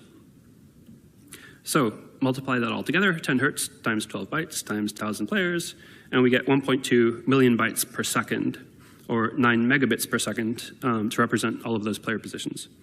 But of course, we need to send this data out to each player connected to the server, so we need to multiply that out by 10,000 again, and we get 90 gigabits of outgoing data. That's going to get very expensive. And it's also a lot of bandwidth for the player to consume, because we're going to be supporting, again, we want to support a wide range of internet speeds. And many players just don't have connections that are good enough to be receiving 9 megabits per second of data all the time, which is basically equivalent to like a high quality 1080p video stream. Also, did I mention it's very expensive? So some questions came to mind. Can we send the data at a frequency that's lower than 10 hertz? Perhaps we can interpolate between the previous and the current position to smooth things out. Could we reduce the number of bytes that each position uses? Maybe we can use half precision instead of full precision floating point numbers. Could we send maybe only differences in position? This way, positional updates could be kept very small, and perhaps we could send the occasional keyframe to kind of correct deviation. Could we delta compress things? So in other words, if nothing has changed since the last update, then we don't send anything. So this potentially could work well in the Coliseum, where players are just fixed to their seats and not moving. But it probably wouldn't work very well for the songs, where players are flying around and able to control the creatures. So it doesn't really optimize for the worst case, but maybe it was an option. And how about variable frequency based on distance? So perhaps for the furthest players, we update them at a much lower frequency than the ones that are closer to us. This also doesn't optimize for the worst case, though, and I'll show a good example of that later in the talk that you might catch. But again, maybe it's an option. So let's look at that first question again. Can we send the data at a lower frequency? So this is a test using positional data that we're receiving at a rate of once per second. Now, if we could send this data at this rate, then we're reducing our network costs already by an order of magnitude. We're just 10x reducing it, so that's great. But of course, having positions jump around like this really isn't acceptable. So we need some kind of method of interpolating them. So there was like a very clear solution to how to interpolate the positions that was sort of staring me in the face for the longest time, but for some reason it just took me forever to figure out. So I started out by just trying, obviously like linear interpolation, which I knew wouldn't look good, but actually surprisingly, linear interpolation looked okay once you started staggering when that interpolation starts, because when you've got like just a mass of stuff that you're seeing, then it all sort of smooths itself out in a weird way. And then I tried techniques like taking the current position, the previous position, and the one previous to that, and like making a little Bezier curve out of it, and tweaking the weights and so on, and just tried a bunch of different things. Nothing really looked super convincing. But if you've been paying attention to the talk so far, then you might have already figured out what solution I used. There's a little clue earlier. Any guesses? Close, yeah. So basically, I used the same steering algorithm that we used for the fish system. So with steering, we treat the latest position, or rather not the latest position, but the sort of the one that we receive after the latest position. So we've got the current position that we receive, we've got the one previous to that, and we actually interpolate, or rather steer, towards that previous position. The reason we do that rather than steering towards the latest position is to account for network latency, so that if our packets aren't coming in on time, then we don't get a lot of sort of starting and stopping. This does introduce some inherent delay into the system. There's a few seconds of delay sometimes where a player will move, and it might be 2 or 3 seconds until you see them actually move on the other end. But for the type of experience that we were trying to create for the concert, this seemed acceptable. And then in addition to just this basic steering idea, I also added in extrapolation so that it would account for that network delay for specific types of movement that we were doing in the concert. But the basic idea is the same as what we used for the fish system. And you might also have realized that this won't give us an exact one-to-one reconstruction of the player's path, because you lose a lot of that high-frequency data. But on the whole, it looks really smooth and natural. So the second question now, can we reduce the number of bytes used by a position? Can we do this? Can we use a 16-bit floating point representation to cut our position size from 12 bytes to 6 bytes? So quick refresher on 16-bit floats, often referred to as half. We get 1 sign bit, 5 exponent bits, and 10 fraction bits. So it means that we get good precision when the values are small, but it gets exponentially worse as the values increase. So half floats are often used in shaders where precision is less important than saving memory bandwidth. And here's a few examples of what those precision limitations look like. So for those small values less than 1, we get a lot of precision, but it gets rapidly worse as we go into higher values. So if our value is 1024 or above, then the minimum interval that we can represent at that point is 1. So we actually just can't even represent fractional values at that point. So half floats are a really nice way to compress data compared to normal floats when the values are small, but they're really not a good fit for things like world positions, which can have large ranges and need consistent precision along that range. I mean, think about it. We only have 2 bytes, so only 65,536 possible values per component, which really isn't enough for representing world positions, especially in the large levels that we were going to be using for the concert. So does this mean that we're out of luck? Well, what if instead of storing absolute positions, we just store a vector pointing from our position to the position of the other player? So now we have small XYZ values for players that are close to us. And then, at that point, we get a lot of precision, and large XYZ values for players that are far away from us, where we get much lower precision. But this is actually great, because in a 3D game, objects that are far away inherently don't need as much precision in screen space due to perspective projection. So when it's far away, it's smaller on the screen, and each pixel represents a larger interval in world space. So those large intervals that we get between values as they start to increase don't really matter so much. So here's a test showing the difference between the 32-bit and 16-bit positions. So the size of the green dot here indicates the proximity to the player, And these are our original uncompressed positions. And watch closely.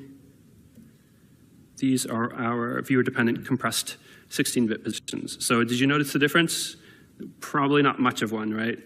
It's basically imperceptible. So it's completely worth the savings that we get from cutting our positional data in half. Okay, back to our list of questions. Well, it turns out that we actually didn't even need to address these last three because solving the first two was good enough. We now have a 2x reduction in data rate from the positional compression and a 10x reduction from reducing the data frequency. And in the end, in fact, we used an update rate of an update every 1.5 seconds instead of every 1 second, because visually, I actually don't notice that much difference. So we ended up with a 30x reduction in our data rate from our original calculation from 9 megabits per second all the way to 0.3 megabits per second. And that's equivalent to the bandwidth that you would need to play back like a potato quality video. So we felt comfortable that we would be able to handle that. Now, there was still a problem with the compression approach for the positions that I hadn't thought about when I was working on this. And some of you might have already guessed what it is, and if you have guessed what it is, then please talk to one of our fine people over here after the talk, because we'd love to talk to you. But anyway, I'll get back to that. So it was around August of 2022. We had around 3 months left to deliver the build that would be used for the concert in December. So we'd gotten the networking and rendering figured out, representing players as creatures, but we really hadn't been focusing too much on the Coliseum itself, which is where you'd start and end the concert. So our original idea was to have players represented as fixed points of light, perhaps with a way to turn their light on and off or change its color. But this just seemed a little bit underwhelming compared to the creatures that we'd be transformed into during the songs. But our team had another insight. If we're able to render creatures through the instancing system, then why don't we try to design an abstracted version of our sky characters? So one that doesn't require intricate bone-based animation and can be animated procedurally in the same way that we're animating all of the other creatures. So it wouldn't have to look exactly like the player's avatar. It would just have to give the impression of one. So this is what we decided to do for the Coliseum. And the funny appearance of these abstracted avatars became a bit of a meme in the Sky community, but it works really well to communicate the sense that there's other humans there with you. And another huge bonus to this approach was that there was no longer a technical constraint that the players be fixed to their seats in the Coliseum. And that allowed for some pretty spectacular moments, like this one where the players all get spit out like confetti by a giant aurora in the sky. And this also allowed us to add some fun activities to the Coliseum itself that would take place before the concert, and we added some of these for our 10,000 player event, like this giant ball game where you're trying to push a ball into a goal, and there's kind of two teams made up of thousands of players each. And we also added a sort of a tug-of-war type game. Definitely gives a whole new meaning to massively multiplayer. So another important aspect to rendering these abstracted avatars is the detail system. So for the nearest players, we add in extra detail that would be too expensive to add all of the players. So this includes a dynamic light that emits from the player model, an enhancement to the steering algorithm that does ray trace look-aheads to make sure that we don't sort of clip through geometry. Since the low frequency network data that we're receiving plus steering doesn't give us, again, a perfect one-to-one reconstruction. So we have to do a little bit of cheating to create those sort of high frequency changes. And one more crucial design and engineering decision that we made for the concert was to keep the players who are in your immediate 8-player game room instance full resolution avatars. And this worked really nicely to allow friends to have their full normal level of interaction with each other and allow them to experience the Coliseum sections of the concert together in that way while viewing the rest of the audience as something more abstract. And if you think about it, it's really not that far from how we think about a concert in real life. After all, we know our friends well, but we don't necessarily know the individuals in the crowd. They're just kind of the crowd. But nevertheless, we also wanted to provide some level of interaction between normal avatars and their abstracted audience counterparts. So we introduced a heart emote, a wow emote, a cry emote, a small and large shout, and a glow stick that you could wave over your head. And this worked both through the normal player avatar system as well as through the festival tech system. And it worked great for the types of crowd interactions that we wanted to create. One more thing that we wanted to come across to the abstracted version of the avatar was some data about who this player was and some information about their appearance, like their cape color. And since this type of data doesn't change very frequently, we implemented a kind of a fixed data system that synchronizes this data for all of the 10,000 players in the arena at kind of a fixed data rate. And so this means that if a player updates their appearance, other players might not see it instantly. There might be a few seconds of delay before that update makes it across. But this worked fine for our purposes. And finally, along with this fixed data set, we send a player identifier. So this is used to look up your friends. So if there's somebody who's not in your immediate 8-player room, but they're nevertheless friends with you, then you'll actually see their name tag over the abstracted audience entity. So that allows you to see that this person is actually somebody that you know. It's not just an abstract random figure. So for the player state that we need for those 1.5-second updates, this is what we ended up with. So 48 bits per position, 7 bits for input, and 2 for additional state. And we also have 1 bit at the top here, which is our active bit. So it indicates whether or not that player is connected or not. So you might be wondering why the active bit is necessary. If the player isn't connected, then why don't we just send nothing? Well, ideally, what we'd like to do is encode our network stream as an array of these player states. But the problem in doing that is what happens when a player in the middle of the array disconnects. So let's say this guy goes away. Well, now the client has no way of knowing which array entry is associated with which player. And this is going to cause all sorts of problems with the interpolation, as well as with the player appearance. Have one player changing appearance, like we could have potentially thousands of players all changing appearance at once because they've changed their position in the array. But we'd also like to avoid sending any kind of player ID with each player state, because even something like a 16-bit ID is going to add significantly to our bandwidth requirements. So remember, we need to send thousands of these things every 1.5 seconds. So using this active bit, we can encode our network packets like this. So there's a header at the top of each packet representing the starting index and the count of player states in that packet. And now if a player is inactive, we can simply write 0 for that active bit and not write anything else. So it's kind of a form of delta compression in a way. And the really nice thing about doing things this way is that now the player IDs become implicit from the position in the array inside that packet. So the client always knows which player state is associated with which player. So all of the steering still works nicely and everything. There is still one problem, though, which I mentioned earlier, and it is with the positional data. So as mentioned, we're encoding the data not as an absolute position, but as a vector relative to the player. So what happens when we actually go to encode this network stream on the game server side? Well, every player needs to know about the position of all 9,999 other players relative to them. So we end up with this giant O(n)² loop, which, as we all know as engineers, is not good. For a server with 10,000 players in it, we have to do this calculation, simple as it is, close to 100 million times. So again, it's a very simple calculation, but doing it this many times incurs a very real performance penalty. And again, that's because every player's network stream needs to be encoded separately. We can't just encode a single buffer and then copy that over to lots of players at once.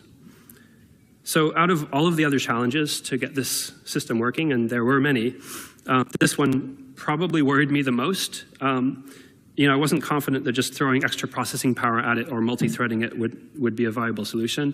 And even if it was, it means we'd have to use really powerful servers just to do this very simple operation.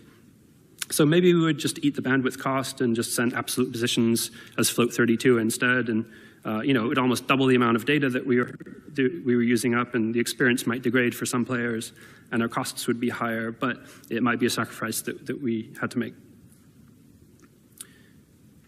But I think I'd gotten kind of stuck on the idea that positions need to be relative to each player who was receiving the data. But in fact, as long as the position is relative to another position that's in close proximity to the player, then the resulting precision is very similar. So I sort of came up with this kind of spatial buckets idea, where what we do is divide the world up into a grid, and these grid squares are going to be kind of big. They could fit hundreds of players, or maybe even thousands inside one of the squares. And we treat the center of each grid square as a pivot point around which we compute the half float vectors for each player. So the end result is that we only have to compute the vectors once for every player inside a given square. So if you imagine that each of these player icons in this diagram represents 100 players, which would be a pretty typical scenario for the concert, then we've managed to reduce the number of unique network streams that we need to compute from 1,300 to only 4, one per grid square. So this was a huge optimization that allowed our computing resources to be much more modest. So I've talked now about the bread and butter of the festival tech system, which is the networking and rendering. And once we had these systems in place, the team was very excited. It felt like we'd actually be able to pull this off. But the networking and rendering alone weren't enough to deliver the experience that we wanted. So, for example, one of the biggest problems still to work out was where would the players sit? This is a top-down view of our Coliseum. There are 10,144 seats in total, which was our actual upper capacity. So how do we make sure that each player gets assigned a unique seat? So to solve this, we implemented a separate service for this on our back end, which we call the reservation system. And this was largely the work of our back-end engineer, Jeremy Simpson, our lead gameplay engineer, Kyle Holdwick, doing most of the work on the client side to hook all of this up. And it kind of works like an online ticketing system. So the player requests a reservation, and the reservation system's job is to then find a server cluster with available seats and reserve that seat for the player. And it also handles players' requests to switch seats if they're not happy with the one that they're automatically assigned, and they can run around in the Coliseum, find a better seat, and join. And if they decide that they want to join a seat and then somebody else wants the same seat at the same time, then the reservation system handles those conflicts. So this system worked not just on a single server cluster with 10,000 players on it, but across multiple clusters, each of which represented a separate instance of the Coliseum itself. And in fact, for the December 2022 event, we had over 1.7 million people concurrently all around the world join the concert for its 8 p.m. debut. So that's a lot of Coliseums. So we debuted the concert as planned on December 9th, 2022, and this was not an easy project by any stretch.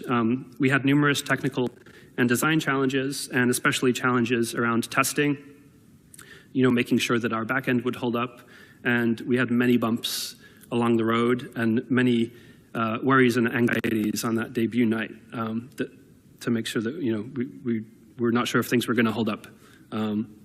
And I've only really touched on a handful of those challenges here. The rest could easily fill another hour. But in the end, we pulled it off. And most importantly, the reaction from the players was incredibly heartwarming. We got comments from players who don't play Sky, but just tried it out, just for the concert, saying things like, "It's the coolest thing that I've ever experienced in a game." And we had lots of people saying that, which made us feel really good. And what really made it kind of a magical experience in the end, I think, was partly the combination of just art, design, technology, all coming together to allow thousands of players to interact with each other in this profoundly emotional shared experience. And I think even more importantly than that, the crowd itself kind of became the star of the show in a lot of ways. And it made each replay of the concert a unique experience that you could enjoy with literally thousands of people. And I really couldn't be more proud of our team for pulling this off. The concert was truly a company-wide effort to make a success, but I want to specifically just call out a few of the engineers who implemented some of the critical systems that made it all work. So I've mentioned Oliver Castaneda, Alexei Oberchev, and Jeremy Simpson. I also want to mention Kyle Holdweg, and Wes Hawkins, Dylan Faust, Peter Lee, and our entire backend team. I think the system is really a testament to how some of the most transformative tech doesn't have to be just like a single brilliant algorithm. It can be a confluence of pretty simple ideas that just are all kind of brought together in harmony. I don't think that any of the individual techniques that I or the other engineers came up for this system were particularly groundbreaking, but it's just the combination of all of these things that really made it sing. Musical analogies, yay. So I'll end this talk with some videos of the concert itself. So for those of you who were there to experience it, I hope that this will let you relive some of those memories. And for those of you who weren't, I hope it gives you some insight into what a moving experience this turned out to be.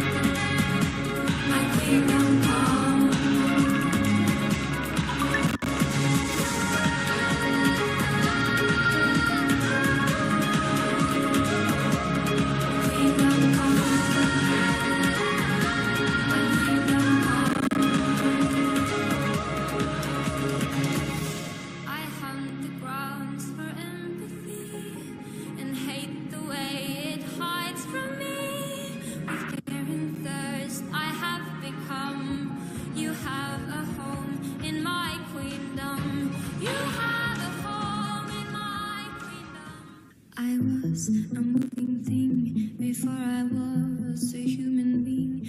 I was the ice before it melts. I was the tree before it fell. My dear, come near. Far away, dark enough. Well, someday nobody knows. Nobody knows. I was dancing in the rain. I felt alive and I can't complain. Take me home. Take me home.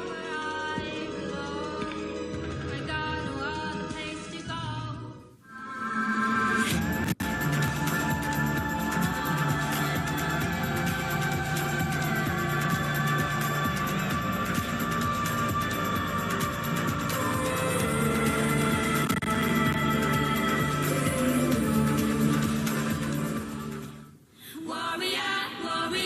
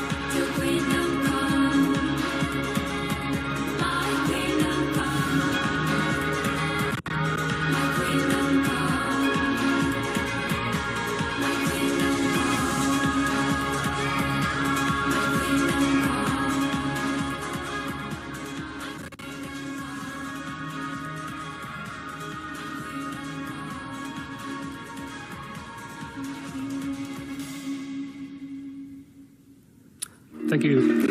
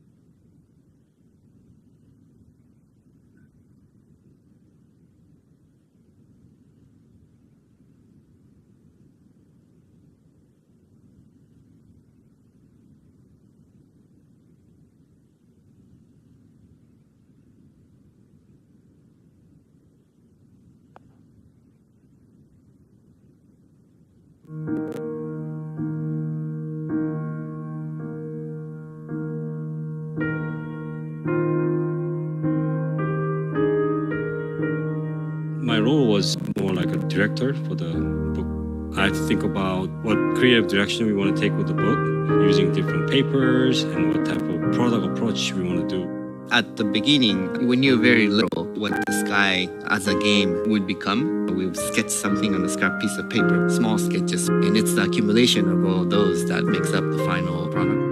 We really wanted to invite the reader to almost have a seat at the table. The game took over 7 years. There were a lot of highs and lows, so they would actually experience emotionally almost some of those decision-making processes with us.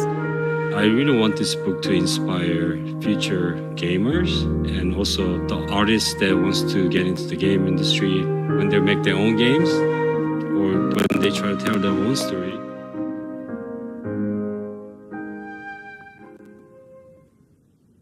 Hello everyone, welcome to Skyfest, our celebration for Sky's 5th anniversary. I'm sure you're familiar with this icon, the Sky application icon, and I'm curious how many of you have seen this icon. If you have seen this icon before, please ping with a green smiley face. Wow, look at that. Thank you for supporting us over 3 years. How many of you have seen this icon? Please ping it with a pink heart.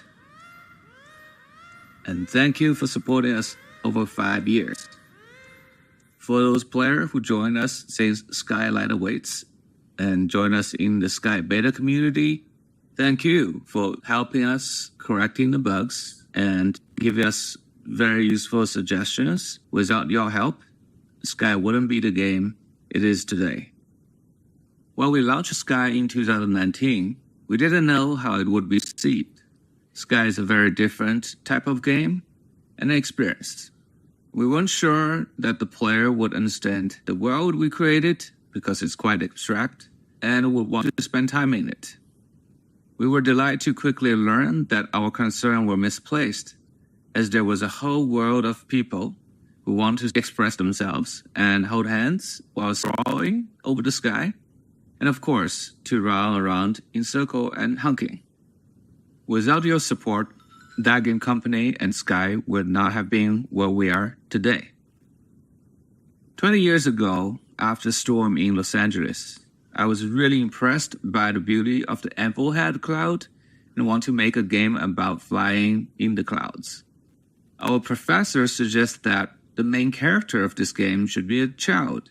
Without any real experience working with children, I channeled my own childhood memory and accidentally captured many honest emotions into the interactive fairy tale game, Cloud. Many players from around the world were touched by the story and wrote letters to encourage us to start a commercial game company. They want the society to realize video games are not just about violence and addiction. It can touch people and make their life better. Video games can be art and explore the human condition. With players' kindness and generous support, we were blessed with bountiful courage, and before we graduated, we founded that game company in 2006. Though our company started in a small office incubated under Sony, we have big ambitions. We want to push the boundaries of what video games can make players feel emotionally. We launched Flow in 2007, a video game haiku about tranquility, and Flow, the psychology state. With unlimited cup noodles and many late nights, our second game is launched in 2009. Flower is a video game poetry about urban bustle and natural serenity. In 2009, we went on a trip to Pismo Beach to look for inspiration. Little did we know it would take us 3 years of hard labor and love to create Journey, an allegory of life and death, and our first attempt to connect two players online with a genuine emotional connection. 6 years and 3 games after the initial founding, that game company is finally ready to take on an original inspiration and to make a video game about children flying in the clouds. We wanted to see if we can create an online game that evokes humanistic values and highlights the positive side of humanity, compassion, and generosity. 18 years later, TGC's mission has still not changed, which is to prove video games can be a major form of art to the society. Our mission is to tell timeless interactive stories that connects players worldwide through positive emotional experience, appealing to all ages. Our team has prepared a video that allows us to look back at what we've experienced since the launch of Sky. I hope you enjoy.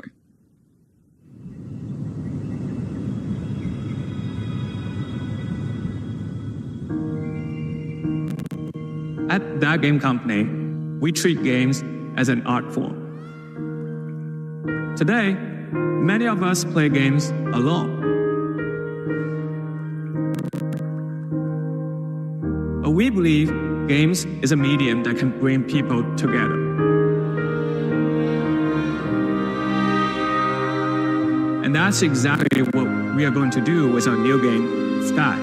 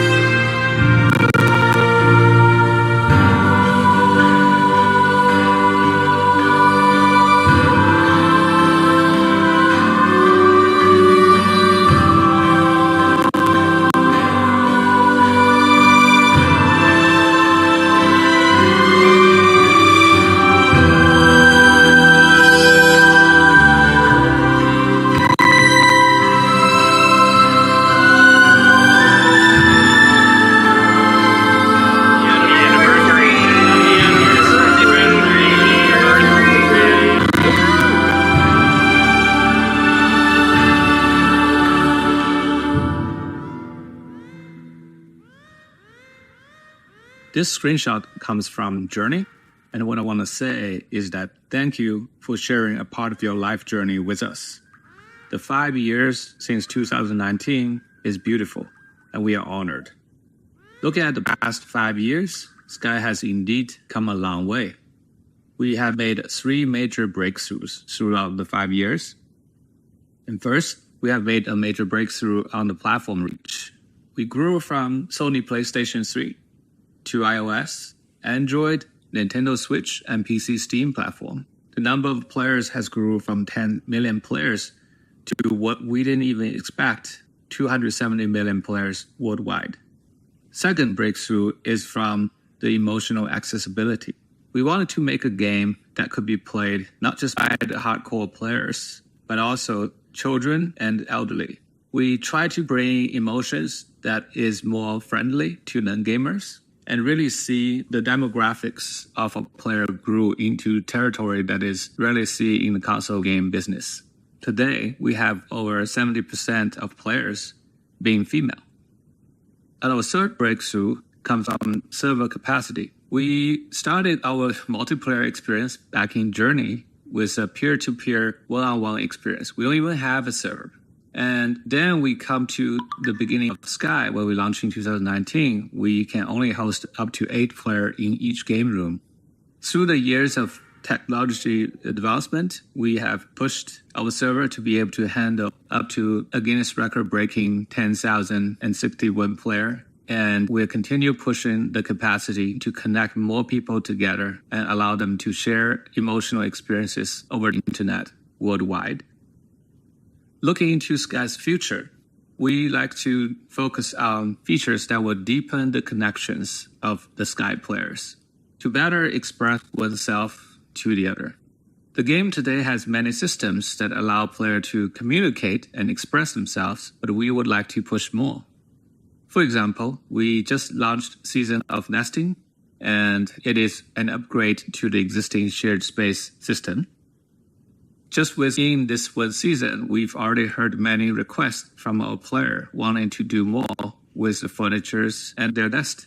They want to colorize the furnitures, and they want to purchase each individual furnitures at a single price, and then later upgrade the limit of how much they can place in a room.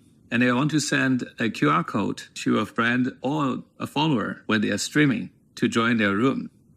And these are the features that we are actively developing right now. And what we're also designing, this is before we develop, we're designing is to figure out how to upgrade the nest.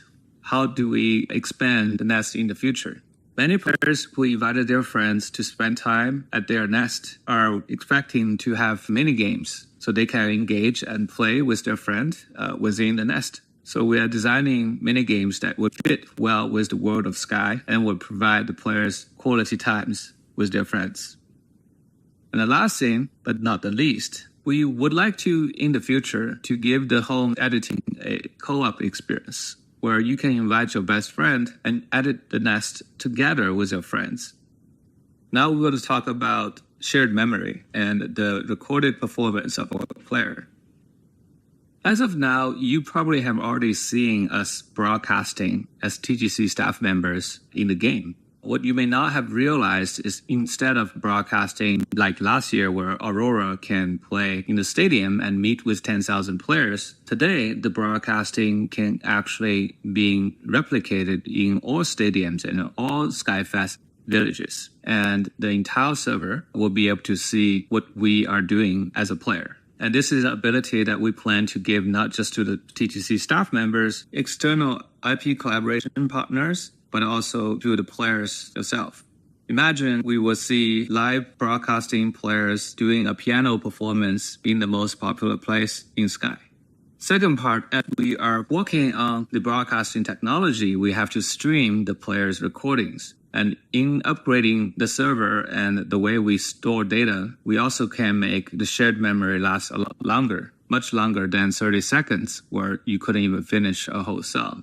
And besides these two features we're actively working on, we are also designing how to let the player to leave offline messages to their friends, even if they are not online. And when they log in next time, they can see the recorded memories that you have created for them. Multiplayer shared memories is also the next on the list. Sometimes it is more funny or more interesting if you can leave a shared memory with 2 characters or up to 8 characters. Because we can now stream shared memory and make a very long memory, we can also make multiple memory from multiple players coming at the same time. So if we want to create an improv acting episode, this should become possible in the near future. And once we have accomplished all these different designs, then we will be working on multiplayer live broadcasting so that the entire game room of up to 8 players can be seen by the entire server. And the last part, Sky's outfits and instruments are one of the most important things our players care about. And we are also hearing quite a lot of requests to make them even more versatile for self-expression. Right now, because of the nesting, a lot of players are saying, can I not only just wear a clothing, an outfit on my body, but also hand outfits in my nest? And don't worry about that. We are definitely going to support for players to display their collections. Because of the colorization of the furniture we're doing in the beta server, our player was wondering if we can customize and colorize the outfit. So we are still in the discussion and research on how we could support that in the near future. Another popular demand from the community is to be able to carry more than one item. Player wants to be able to take photos with the in-game camera and play instruments and potentially chat with a new stranger. And the team is still discussing, but we are interested in supporting that possibility in the future. And the last one is for player to be able to not dress up as Sky Kid, but also dress up like the spirit as you have met them. With all these additional features, we believe the player can have much more nuance to express themselves, either in real time or asynchronously. Many of our players spend more than an hour playing Sky every day, and it has become a hobby or sometimes a habit of life. And we realize it's not just a storytelling game with emotions. It also becomes a public space where many people spend a lot of time repeating the same thing. And we want to make sure the player is having their time well spent in the world of Sky.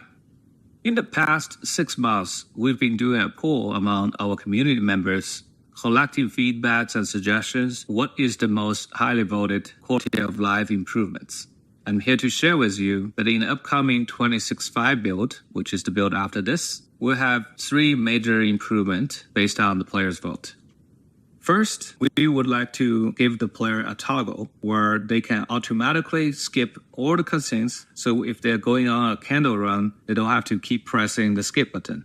Second, as players collect more emotes over time, it becomes difficult to locate a rare emote you don't use very often, and it could miss the right timing to express yourself. Many players ask for idea to customize a favorite emote bar, so you can now create your favorite emote collections and summon them in the fastest way. It took us a long time to support this because we have all these new platforms and each one of them has a different interface. From the initial touchscreen on iPhone and iPad to the controllers from the PlayStation and Nintendo Switch, and now with the mouse and keyboard on PC.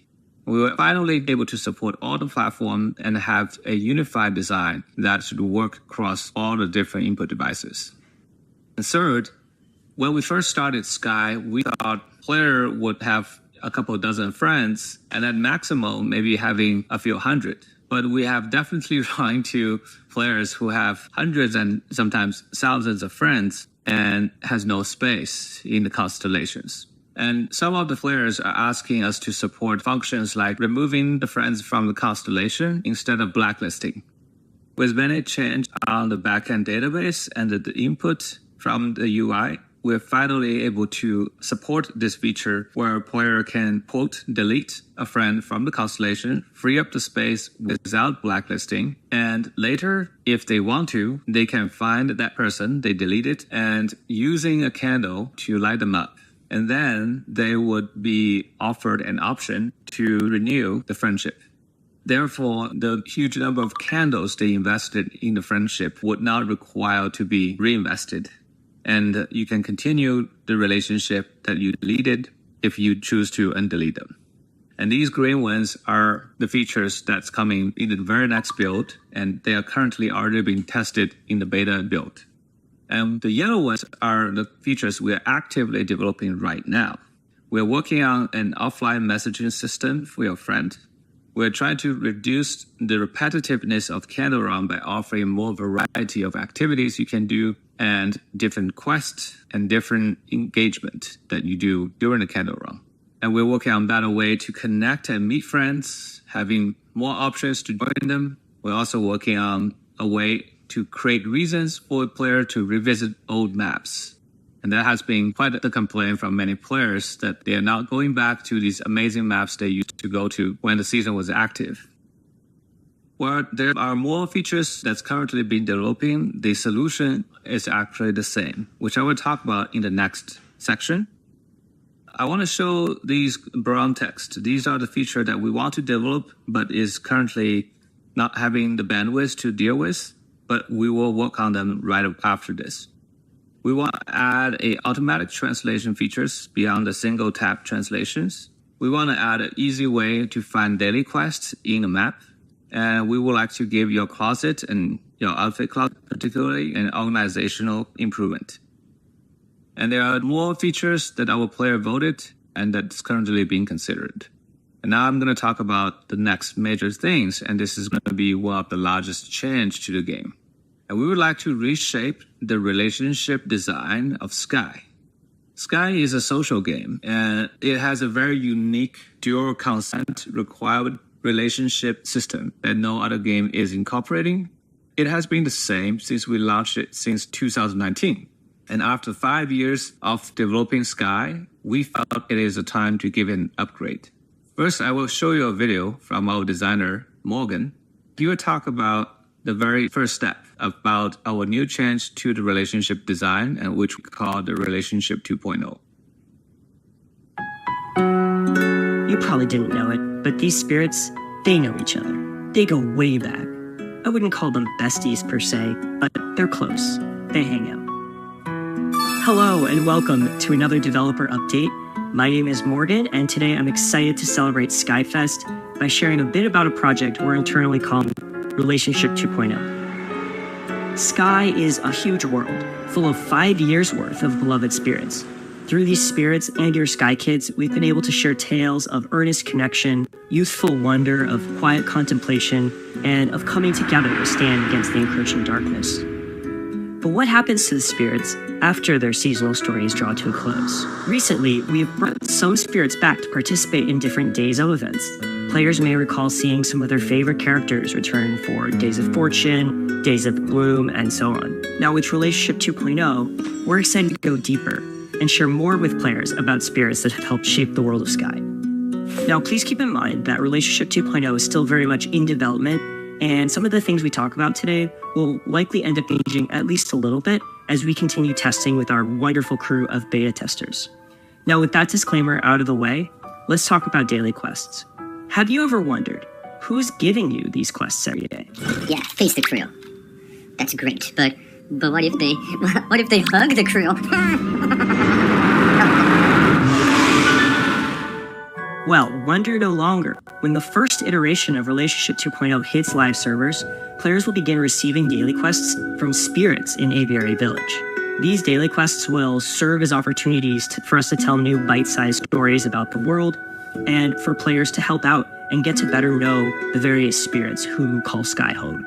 The spirits will have some familiar requests, as well as some brand new ones that explore their personality and their relationships with each other and with the world. We're taking care to ensure that while adding flavor and story, we're not causing the daily quests to feel any longer than they do now.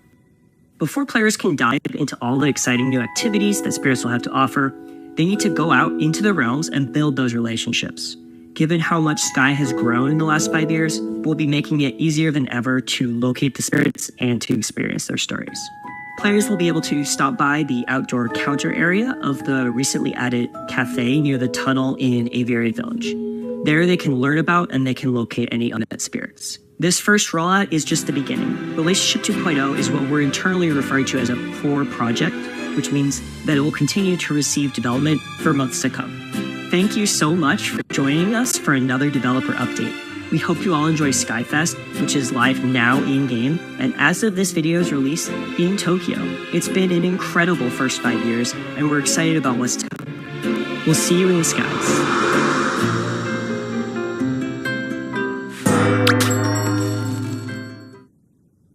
Relationship 2.0 might seem to be quite simple change, where the quests are given to the player by the spirits. It actually has a quite different impact in the long run. Because of the quests are coming from the spirit, it will reveal more lore of these spirits, their relationship with each other, their background stories. And as you complete these quests, you level up the trust with the spirits. With more trust level unlocked, you should unlock unique reward beyond what we have offered in the game so far. And because we have to make the activity fit with the story of the spirits, inevitably we would add new types of the daily quests, which can add variety to the daily activities and make it less repetitive. Relationship 2.0 isn't a way just for us to think how players would change their relationship with the spirits, but also with each other. With the new relationship system redesign, we would like to make some changes to how the player-to-player relationship tree works. I believe you've all started playing the season of Duet, and in which we have added a new multiplayer ability. Because the tree of the friendship is already filled from bottom up, we have to put this ability to very high tiers which is supposed to be only available for the intimate close friends. However, the very activity of bowing down and at the end of a performance should be an ability that belongs to a lower tier. And we realize that fact that there is actually more activity for you to do when the relationship is not as close. And we would like to change the shape of the tree so that more lower tier emotes can be added without the player needing to increase the trust level. And there should also be a very different way to grow the relationship tree. I'm pretty sure after 5 years, many of the friends you have, the relationship tree looks identical. What we would like to see or improve for Relationship 2.0 is to create different type of trees based on the unique experience you shared with each individual friends. With the tree have unique shapes, we also expect to have unique quests that will be available among friends.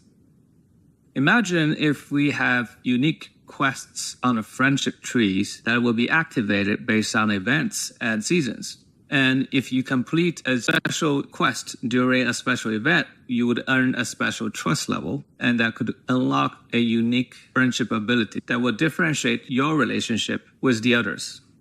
We believe this would really make a positive change to what is already working great between the players. Really create a variety and unique memories between the players for the long term. Now let's talk about IP collaborations. Yes, we will have more IP collaborations. I'm sure at this point you have experienced season collaboration like Little Prince, Aurora, and the Nine-Colored Deer. You probably have also seen a smaller event collaboration like the Sanrio characters. However, we are currently talking to 5 other collaborations. Some of these collaborations are already deeply in production and that will soon come to see the world. Some of them are in the long-term planning. And I would like to talk about one collaboration that is not even part of these 5 collaborations. Sky the Two Embers is an artistic animated series explores the subjects of loss and resilience of the human spirit with no dialogue. It is the story about 2 orphans living at the edge of darkness, struggling to survive, learning that the only way to heal themselves is by helping the others. I'm going to show you a trailer we used at the PC launch to remind you the story of one of the characters.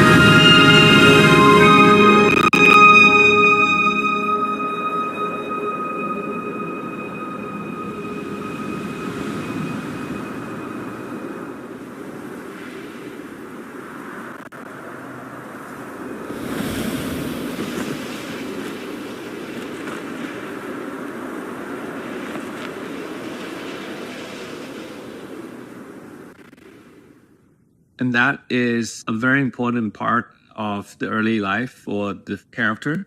We call this character the Dawn Ember. And we have a second character which is called the Dusk Ember. And the 2 of them form the 2 embers. And today I would like to share the trailer for the Dusk Ember. And here it is.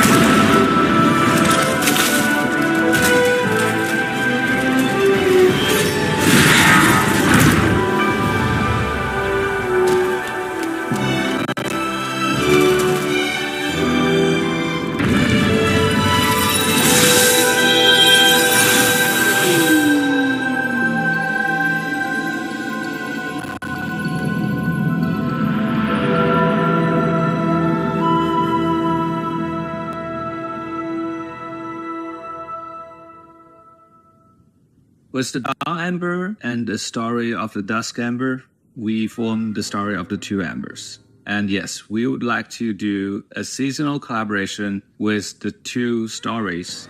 It will be coming as 2 seasons in 2025. And hope you would enjoy learning the stories beyond the animated series and get to know more of each of the characters and to be a companion experience with the animated series. And I would like to share one footage with you that is from the very end of the first episode from the Dusk Amber.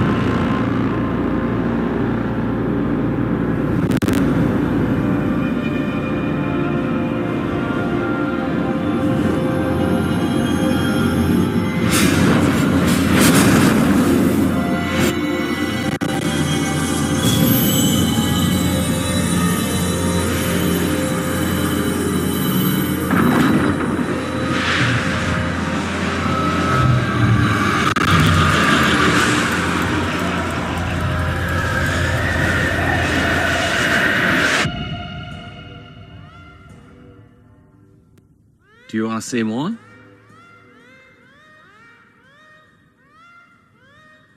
Okay, now let's talk about the summary.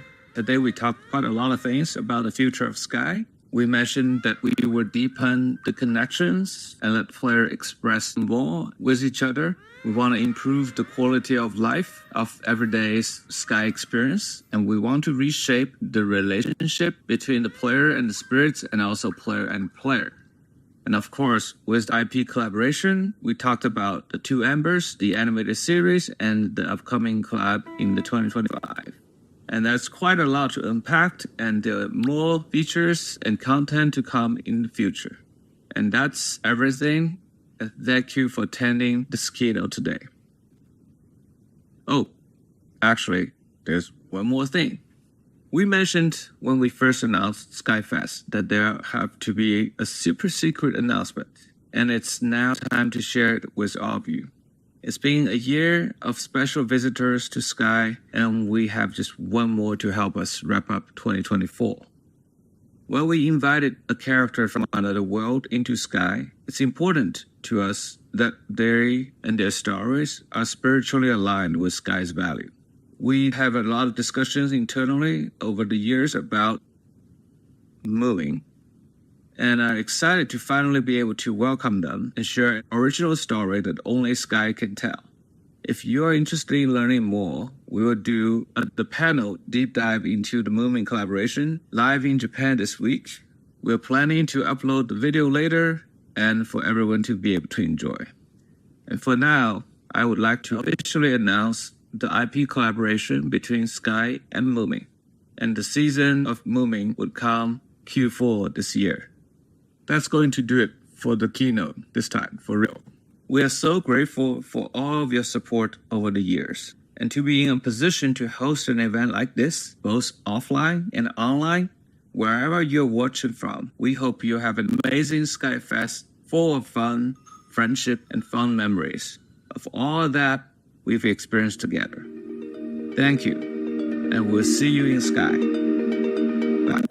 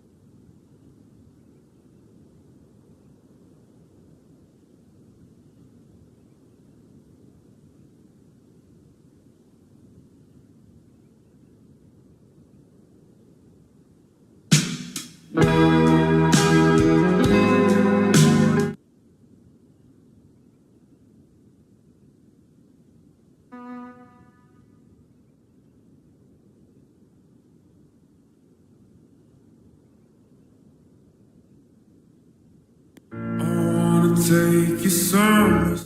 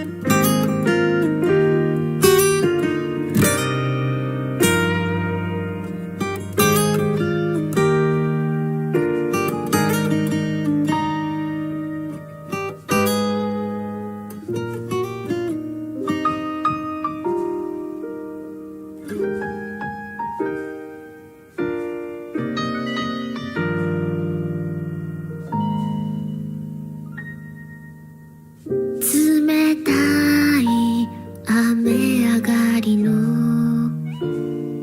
乾いた空気触れてみたら芽生える花のように思いのかけら溢れてくるよこの手に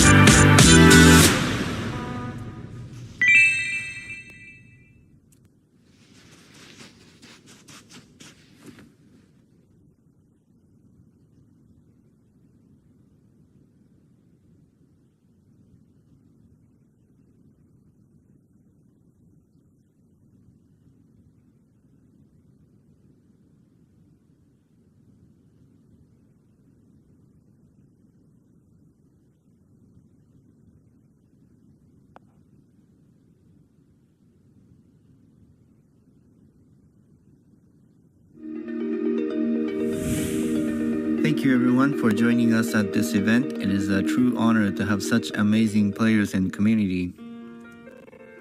In this special event, I would like to take you all back in time and share all the explorations we have done before the game finally took its form as what we know today as Sky.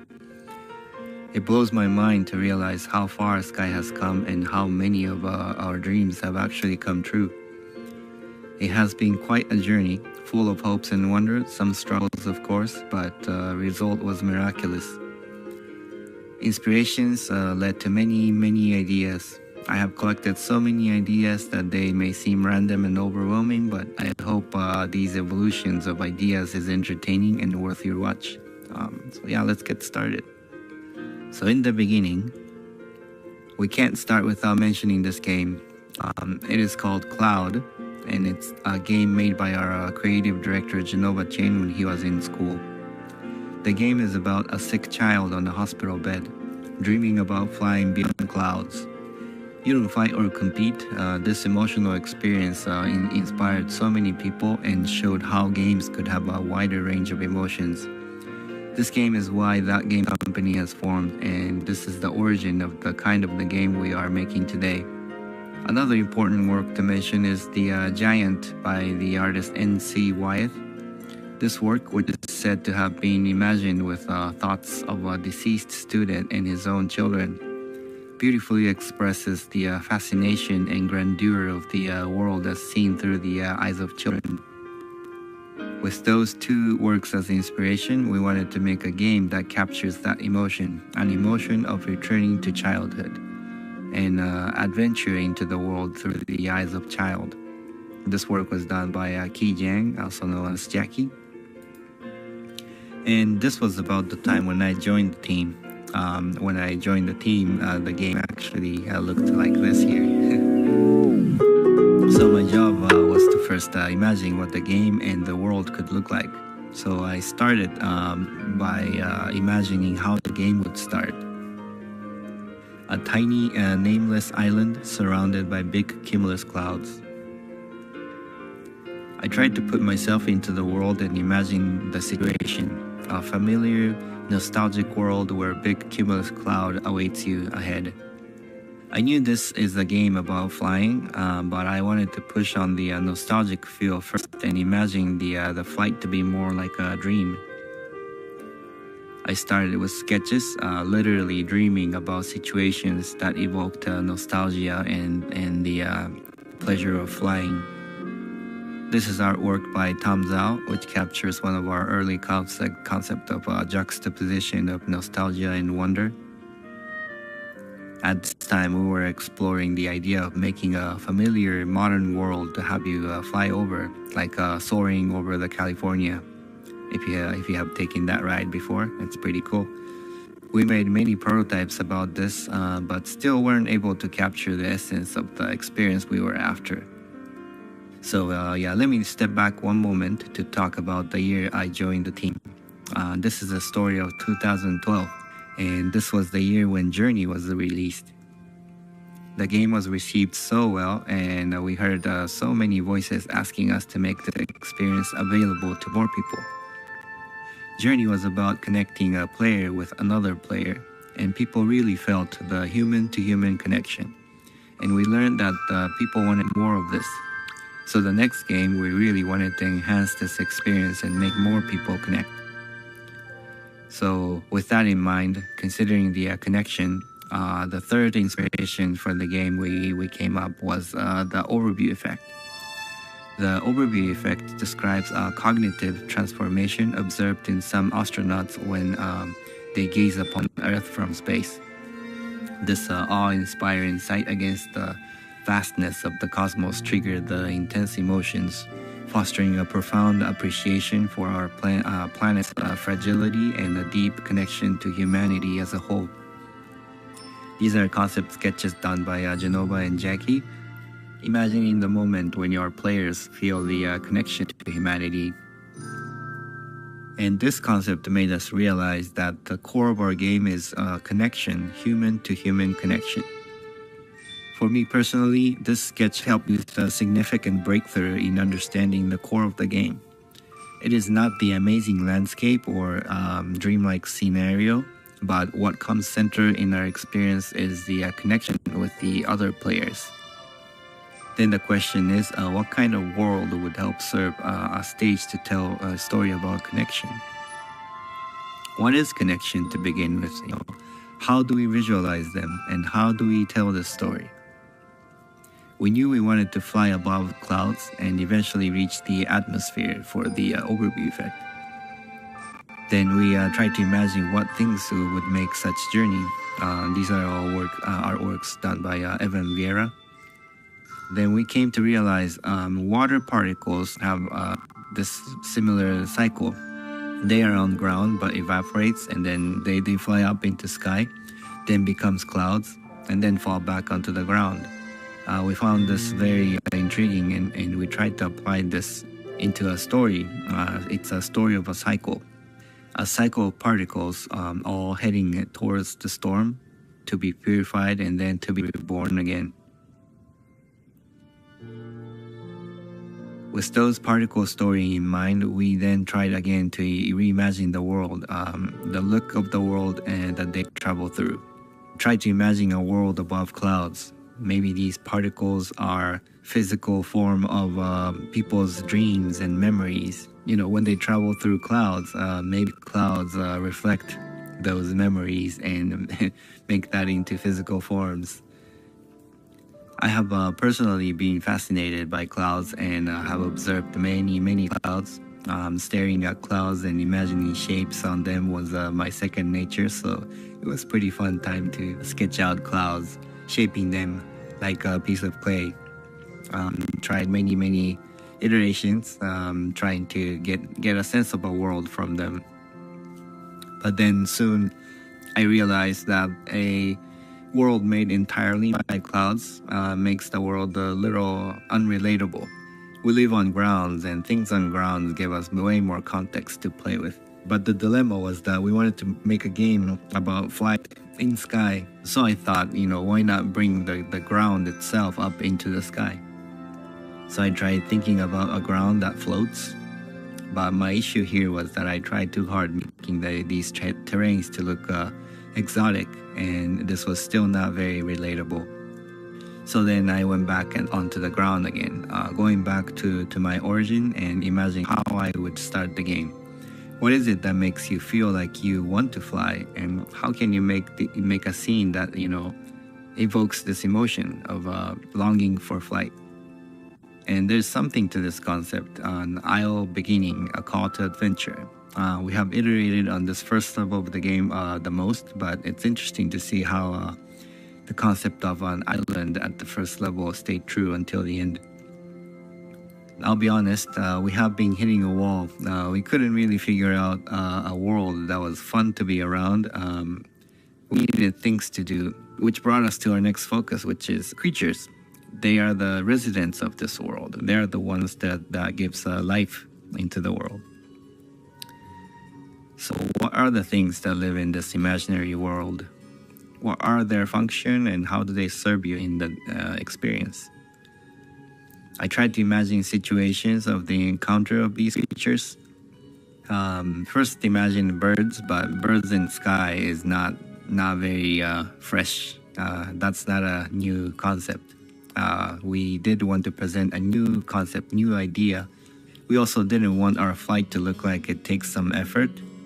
We wanted to preserve the elegant, dreamy quality in the way things fly in our game.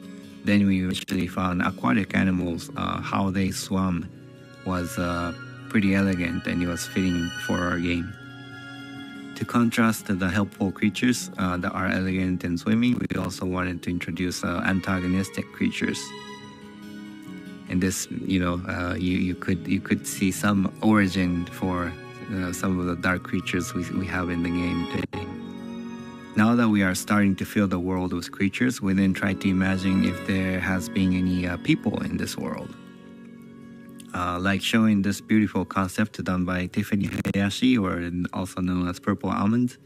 It would also add much depth in the world, to have a history behind. civilization would also bring possibilities to introduce puzzles to the game. It was really fun imagining, pieces of puzzles, made with ruins. So we brainstormed who are these people and what do they do. We tried to imagine civilization that could exist in the cloudscape. Do they live in caves? What are the materials they have to build their homes? Where do they get these materials? What's the surrounding biome? Because creatures are aquatic, maybe the landscape should also be inspired by aquatic things. Is this completely made up, exotic world? One of the efforts in trying to bring the concept of connection back to the core, we tried to imagine the world connected by a giant tree. These are some sketches done under this concept. Also, because of the aquatic reference, we also have thought about a world sunken underwater. This was a very interesting concept for me personally, but felt like it took the attention away from the sky. We did wonder if we should make these people still alive in the world or have them perished. Ruins underwater did make us realize that we prefer the civilization to be gone. We like the poetry of players to uncover the history through their own experience, rather than have them, talk to an NPC and, have the NPC talk and describe what happened. Having these people gone already also brings opportunity to introduce antagonists to the story. Whatever that destroyed the civilization could be the challenge for the players as well. In this concept, you can see some dark shards penetrating through these ruins, and you could see some hint of how we've done the darkness in our game today. Eventually, the world is starting to show its form to us. Things are starting to come together. Terrains poking out of clouds like islands, surrounded by creatures gracefully swimming in the air, and ruins are waiting for the players to uncover their mystery. Now that we are finding the general structure of the world, we then dove into figuring out what the story of these people are. What are these people to begin with? Why do they live in clouds, and how did they live, and why did they die? That's quite an overwhelming question, so I again went back to the sketchbook and trying to imagine, being a player. What is it? What does it feel like to meet these people? People of clouds, what's their life like? Then I tried to remember our original inspiration. Why was NC Wyeth Giant was such striking image? For me, it was because it made me remember the perspective of a child when the world felt bigger than me and it was filled with mysteries. So I went back to the sketch and tried to imagine a giant in clouds, witnessing a giant in clouds appearing, and trying to imagine what would I see if I followed that giant. This imagination sparked many ideas for me. As a child, I found many of the things adults did felt mysterious and ritualistic. So I simply tried to reimagine and translate it what I saw adults did into this weird cloud people doing their jobs that I didn't understand. Thinking about jobs made me bring back the idea of particles and cycle. What if these cloud people had a job to make these particles move around, to circulate these particles? We used to call them as motes internally back then. They harvested them, collected them, and shipped them to have them cleansed by the storm and to have them reborn. Perhaps they were part of the cycle, but because they are gone now, it is now players' job to take these modes and put them back into the cycle, maybe. The idea of harvesting and collecting modes gave us new understanding about these people. Maybe things they collect are precious and they were obsessed by it, much like how humans are obsessed with our resources. There may have been rituals and technologies built around them. I will touch upon this later, but around this time we have also established another theme, which is a time of day. It's an overarching theme to help tell the story. And we knew we wanted to start the game on an island before starting the journey into the sky. And with the help of a time of day theme, we overlaid the concept of dawn as additional theme. I tried to imagine a dock that these people built to carry things into the sky. And then I tried to imagine being a player arriving here. What does it feel like? What does it look like? Leaving the island, entering the cloud world, and the time of day has progressed and into daytime. And then the time of day continues to progress through the journey, imagining how the ruins would change, what look different. By then, we have learned quite a bit about these people and the flow. We're starting to get the feel for it, and we're now diving into figuring out what really happened to these people. What's the history? One disclaimer is that these things I'm showing, and these are ideas that led to what it is Sky today, and it's not the official lore of the Sky. This is preliminary ideas, just so you know. People needed these resources to survive, but nature also needs them to sustain the cycle of life. With the resources, eventually people develops technology, gains power, and they prosper. But conflict with nature escalates. And eventually there was a war, and it incurred a heavy sacrifice. You might recognize some similarity in what you see here in the sketch with what we see in the game. This concept certainly became a base for what it is known as a golden wasteland today. There was also a concept of an oracle who predicted this war, who then prepared an evacuation plan for their people.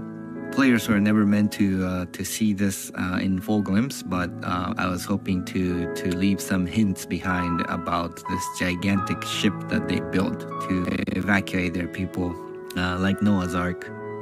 And continue to brainstorm many ideas, mainly trying to imagine a story that made sense for players to take a leap into the storm. I do want to preserve the mystery of what we decided for the final story of the game, so I will not go into too much detail here, but just sharing some more brainstorm sketches about the ancestral history. And then you might have recognized some similarities in the characters shown in these preliminary sketches with the spirits in the game and elders in the game. Let me talk a little more about the exploration that led to the design of our elders. We are talking about stories now, but don't forget that we are making a game. It's an experience. Characters we introduce in the game has to have a significance in the player's experience. Prototyping the game, we came to realize that we needed a strong beat after each major sections of the game, like how we fight bosses at the end of the levels. So the original idea of our so-called quote-unquote boss was some sort of guardians that presented challenges to the players before they could move on to the next level. We concepted different ideas about a character that could provide interesting gameplay, along with an evocative story. We knew that we needed multiple of these guardians across the game, and wanted to give them different characteristics to each. I was looking at different myths and stories about gods and guardians, and learned that we often use animals as a way to represent different characteristics of unique gods. So I also tried to find various animals, creatures that represented the emotion of each of the levels, and tried to convert them into different characters. Designing different animals is fun, but it's also very costly to do, so I had to imagine another version where animals are more of a symbolism that was left in statues, but the characters themselves are more of a spirits that appeared in more of a human form and human scale. This sparked some inspiration for imagining figures that are cursed. Each presents a challenge to the player, and their characteristic was represented by missing body parts. Not sure if you can recognize, but these are what eventually becomes Elders of the Isle and Elder of Prairie. Here are ideas for Guardians for Rain and Sunset, eventually becomes Elder of Forest and Elders of Valley. Doing all these characters also helped spark an idea of unifying them as a group. This concept made me imagine them as a royal family of some sort, and they used to be together, but now they are separate, and the mystery is to be discovered by players. Royal family made us think that we need a king, which would make sense to appear at the end. Distributing them across the game and breaking them into levels helped us organize the flow and the story of the game. Some more ideation in 3D prototypes. You can see how they evolve and progress into what we know of them today. Again, a disclaimer that the story behind these characters I'm sharing here are preliminary ones, and I'm not explaining the official lore of the game. So now that we have a structure of the world, the creatures, characters, and the quote-unquote bosses, it is time to assemble them together into one game. We did determine that we wanted to base our flow on the theme of the time of day. We associated different emotions across 6 different times as dawn, day, rain, sunset, dusk, and night, and associated colors and shape languages to each. We then applied an emotional curve inspired by a hero's journey and designed a flow for the experience associated by levels and characters at each stage. We then put everything together to test the flow of the game, a story of a player waking up on an island, finding ways into the sky, uncovering mysteries of the lost civilization, and then eventually ascending to a space for an overview effect. You might think we have figured out pretty much everything at this point, but that's not true. Devil's in the detail. I will share only some of the different iterations we have made on each of these levels.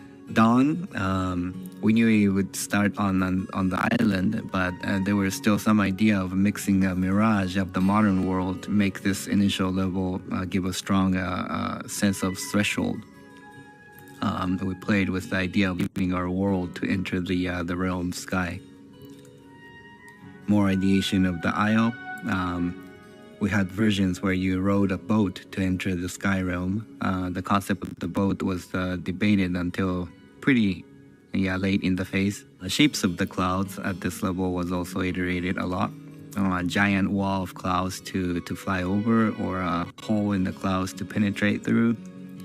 This level has been, by far the most iterated level. We have explored so many ways to lead up into the sky. Next up is Prairie. We used to call these realms by the time of day until pretty late. Many of us, including myself, still reference these levels by the time of day. These concepts by Tom helped us determine the color of the terrain in the sky. We wanted to reference biomes from high altitude. Here, concept of bird's nest. This is pretty close to what we see in our game today in Prairie. We have settled on round and soft shape language because of the secondary layered theme of a human life. This is the second stage after the birth. It's the childhood stage, so we wanted everything to be round and soft. Pretty close to what we know of Prairie today, but at one point we wanted players to go through a cave before coming out to see the blue sky to contrast the open, vast feel of the sky. You can see here in the sketches some preliminary versions of the gates that led to different levels, or shrines that helped you change dresses you wear. And then forest, we needed emotional curve that dips down a bit, so we added rain as another time of day. Rain was another tricky level. This was probably the most iterated level after dawn. We tried enchanted forest feel. We also tried this level to be to have an elder who seduces you. We also tried to make this level like puzzles or mazes, trying to visualize complexity of the adolescence as the human life theme. This is the third level. After childhood, you became adolescence. There's a mixed emotion. This is a time of the life where your emotion is really complicated. So we tried to also represent that visually. Another important aspect of this level was introduction of industrialization. The third layer of the story was civilization, story of the civilization. So after the civilization has lived in harmony with nature, they start industrialization. Early concept of the temple shows the dark stone penetrating through the building, and the interior of the temple is also looking very different. After the rain and sunset, emotion raises to a peak. We wanted the gameplay to be more dynamic here, most dynamic. It represents the peak of your life when everything is exciting. This concept by Tom really captured the emotion we wanted for this level. The peak of mountains penetrating through the clouds also became base for our starting area of the Valley of Triumph. Civilization was also at its peak, so this was meant to be most decorative and rich in materials. Many of the concepts here became the base for the key areas in this level. Can you recognize them? After a peak, there's a fall.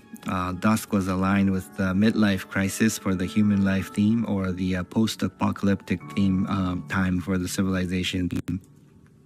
Shadi and Kang jumped in at this time of the production and helped us polish some of the ideas for this level.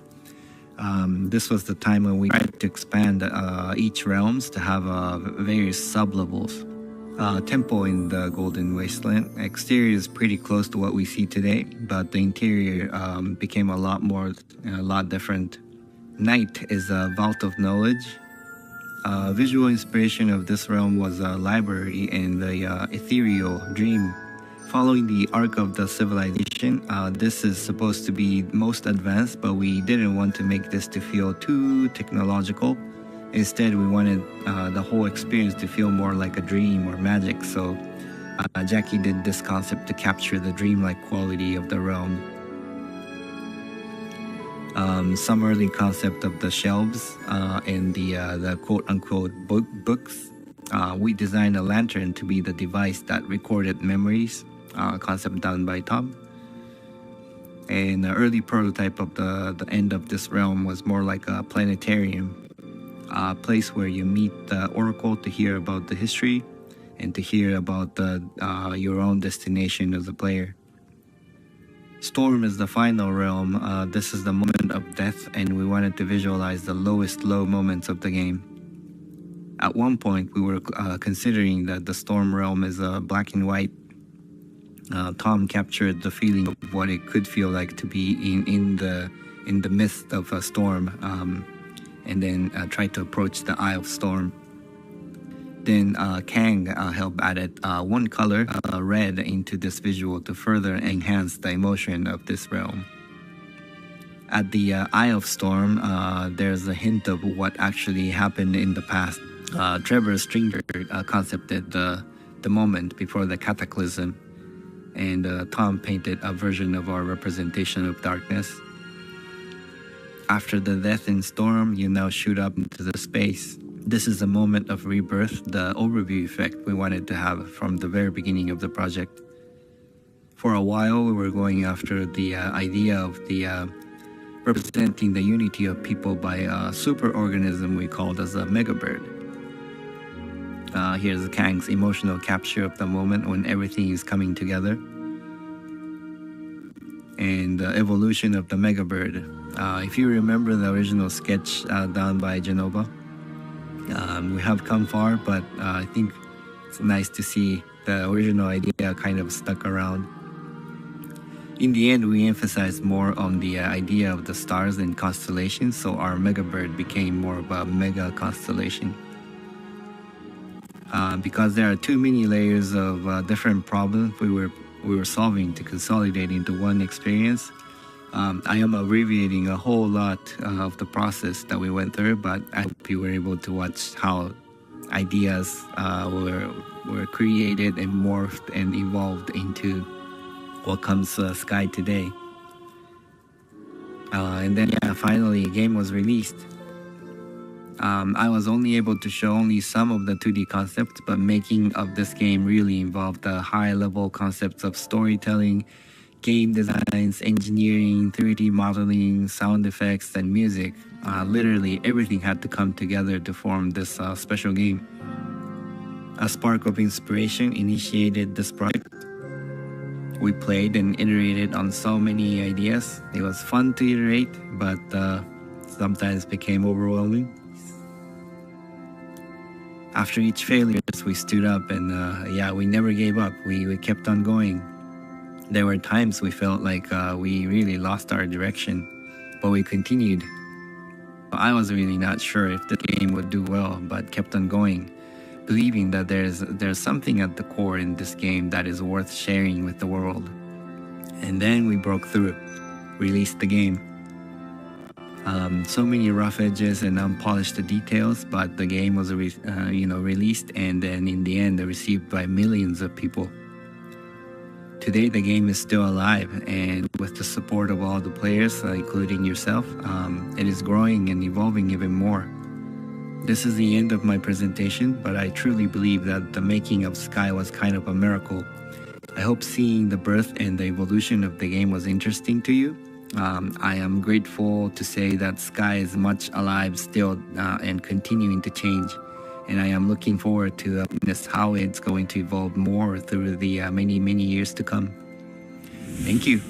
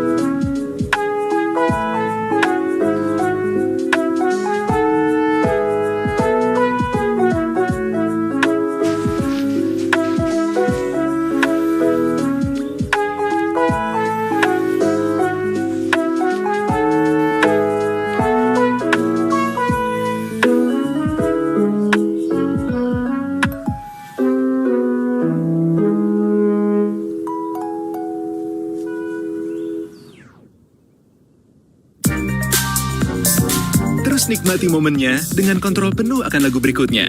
Setidaknya untuk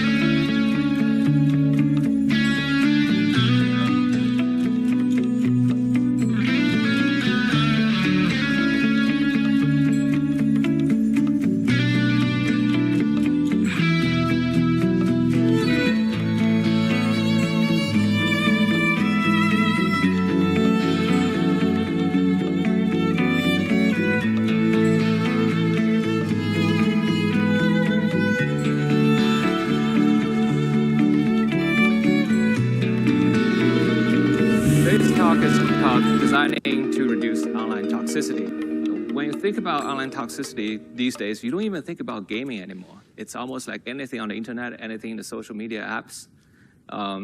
It's like these unwanted attention or harmful attention to you, they are coming at you either in the form of words, voices, and all kinds of things that the internet isn't a safe place anymore. And when it comes to gaming, there is certain stigma about what online gaming toxicity is. I was just searching on the internet recently on what is a toxic gaming community, and someone actually ranked them and gave all kinds of context about what it represents today's toxicity in the games. But I really want to talk about the love we have towards games. I'm sure everyone here in the conference choose to pursue game as a career because we love games. And when we grow up, the game really made our lives better. I find my childhood friends through games. I find my career through games, and and I was able to connect with players, by making games. So I have so much to thank for the game. But when I tell people outside the game industry that we make games, their first reaction to gaming industry is not very positive. And in fact, if you really think about what online game is, there's a stigma. I think a lot of this has to do with the fact most of the video games, in the first 30 years of the history of games, they're focusing on simulating physics. And the maximum feedback you can get from a physics simulation is destruction. And a lot of the successful franchise really sell people on this power fantasy. If I'm a student in school, I'm not free, I cannot drive, I cannot go out to places, and games fulfill that fantasy quite well. The problem is when most of the video games is about power fantasies, you would expect people will have a civil and gentle interactions like on the street. But most of the video game interactions you would run into is this, right? That's the maximum feedback you could get from a physics simulation of two people. And because of that, there is this competitive emotion that leads to somewhat of antisocial behaviors, well known as harassment. If you grow up, you know what harassment is. But that's not how we are only capable of as gamers, because Star Wars has taught us that we are capable of both good and evil as humanity. There's many sides of what we are. As game developers, it's more important about who do we want to highlight of these colors of humanity. Like, what do we want to highlight through our game design? And for me, I still feel, game is the ultimate art form. It's supposed to be a medium that to be respected, just like cinema, music, literature. And then why are we still seeing as, subpar than this classic medium? I use this chart quite a lot, so bear with me, old concept. This is emotional mapping of the demographics within the film industry, how at different age, masculine audience and feminine audience prefer different genres. The closer it is towards those demographics, the more they prefer those content. And there is, when I first came to America, that was early 2000. At that time, the game industry is very small. There was no mobile phones. And there's console of young male audience, and then there's casual of PC, mostly middle-aged women. That was pretty much it. The industry is very small. And they're serving a subgroup of the entire population. And so most people would refer these people as gamers. But today, ever since 20 years ago when I came to America, the game industry evolved so much. Console industry has grown quite a lot because the gamers grow older. They are 20 years older than when I first came in. And you start to see more serious emotions being, kind of dealt with in the console industry. And when we started TGC, that was back in 2004, 2005, we made a game called Cloud. We were trying to explore the idea, can video games be art? At the time, there's a famous thing of, like, can video game make you cry? If video game make you cry, then it is art. But at the time, there wasn't any games that made people cry. So when we made Cloud, we actually managed to, this is a student game back then, made by 4 or 5 students with no engine. There was no Unity and Unreal back then. And it's a little game about a kid flying in the sky and playing with the clouds. But what happened is we have received so many letters from our player that they say they cried for the game, which at the time I was very surprised. And they encouraged us to start this company to make more games that could touch people, show the society that games are not just competitions and killing, and it could be something emotional, and it could potentially make your life better. And that was really what kind of pushed us to start a company. And we started our first 3 games with PlayStation.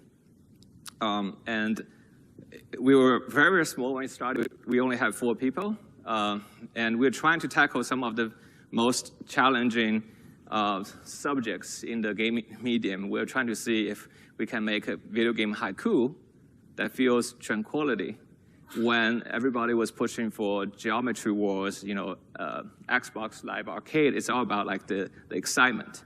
And then we try to explore, can video games be a poetry that allows you to discover a feeling of healing rather than destroying. And then when we make our very first online game, which is Journey, we're trying to see if they can connect people emotionally rather than having people competing with each other. And so each of the game we make, we're expanding in terms of its emotional complexity. Flower added more adventure and suspense into the game compared to Flow.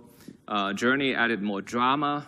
There's a kind of rise and fall of a transformation of your player character. And the emotional range, as the emotional range expand, each of the game managed to reach to a different group of players. And with Journey particularly, there's this cross-section here. These are older male players, above 35 years old. And they happen to be journalists and award judges. So Journey did pretty well with the awards. But we see a lot of comments on the internet saying, this is the most boring game. We don't get what's the fuss about this thing. This is just a walking simulator. Because they are from younger male players, and they don't necessarily understand the appeal of drama.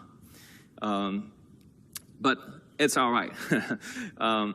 Meanwhile, in the past decade, that's Journey shipped in 2012, so it's 12 years ago.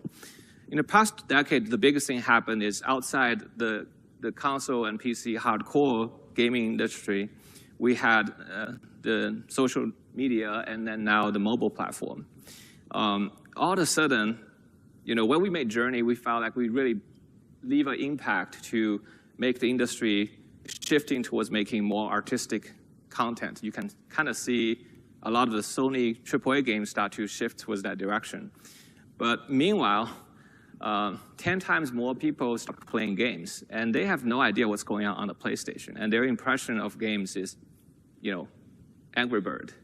And we felt like the battle we've been trying to fight, to push for, is to make game more appeal as an artistic form, has been set back because of so many new players just came in. And I look at the history when other medium was seriously respected as a form of art, there's a turning point. For animations, for example, before Snow White, Disney was making all kinds of cartoons, and at the time, animators are referred as cartoonists and Looney Tune artists. They are seen not as art; they are like for kids, right? And once Snow White came out, the target audience suddenly shifted from just kids to both the parents and the kids, all ages. And from that point on, people start to recognize hand-drawn animation more like a form of art. And the same history kind of repeats to digital, like computer-generated images for animations. Pixar also made many shorts in SIGGRAPH. I've seen many of them.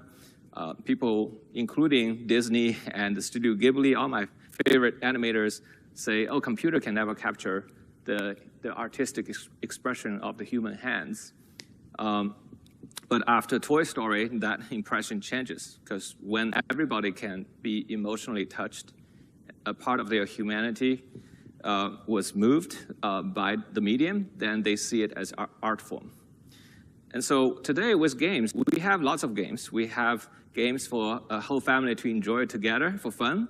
And we have all kinds of devices that has games on it. There's games for children, there's games for parents, a mom and dad. There are games that connects all the children together after school. There are games connect all the adults together after work.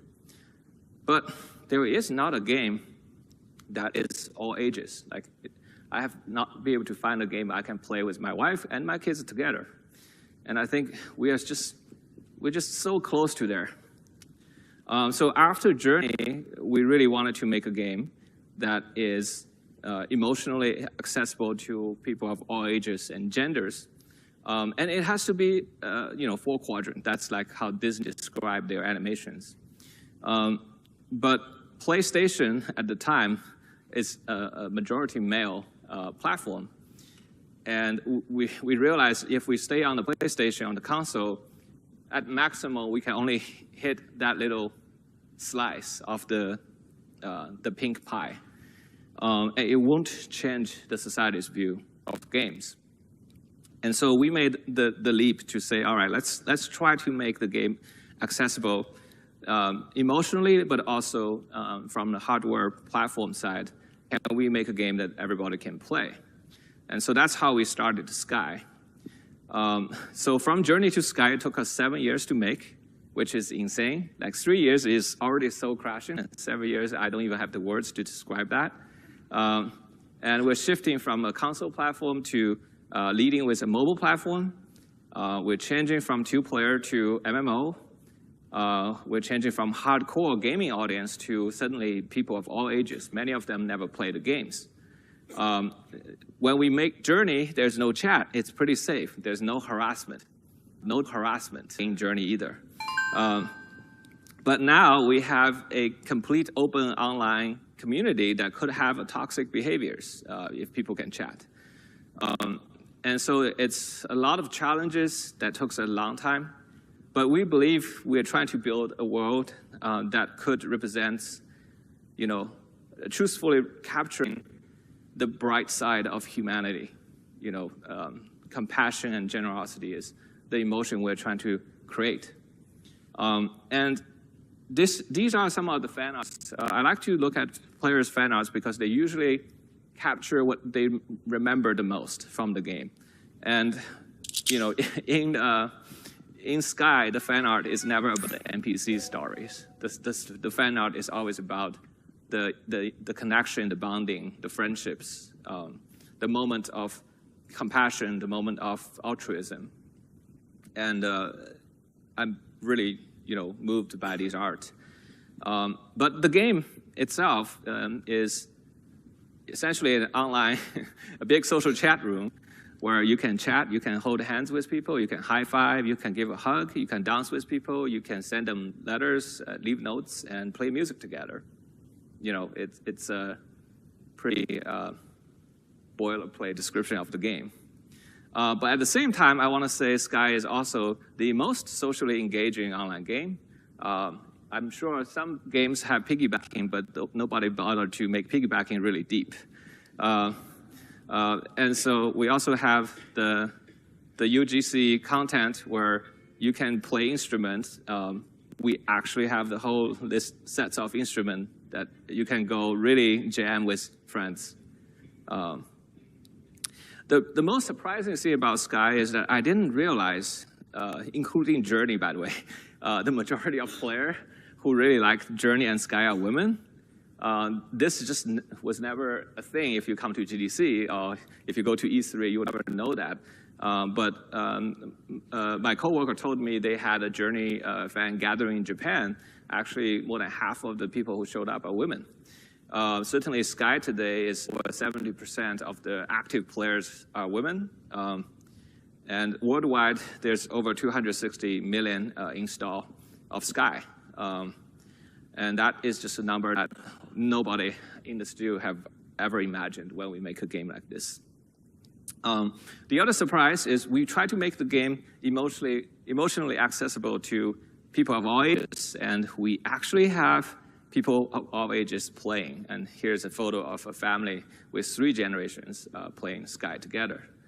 And out of all the messages I find, this one touches me the most because this is a father who doesn't play video game, but he was playing the game because of his daughter, and he was moved by the game and cried. And he wanted to thank us for making the experience. And I find out this guy works at Pixar, and he's like a Pixar tech lead. That's extra bonus for me. It's just like, you know, these people are hard to move. So,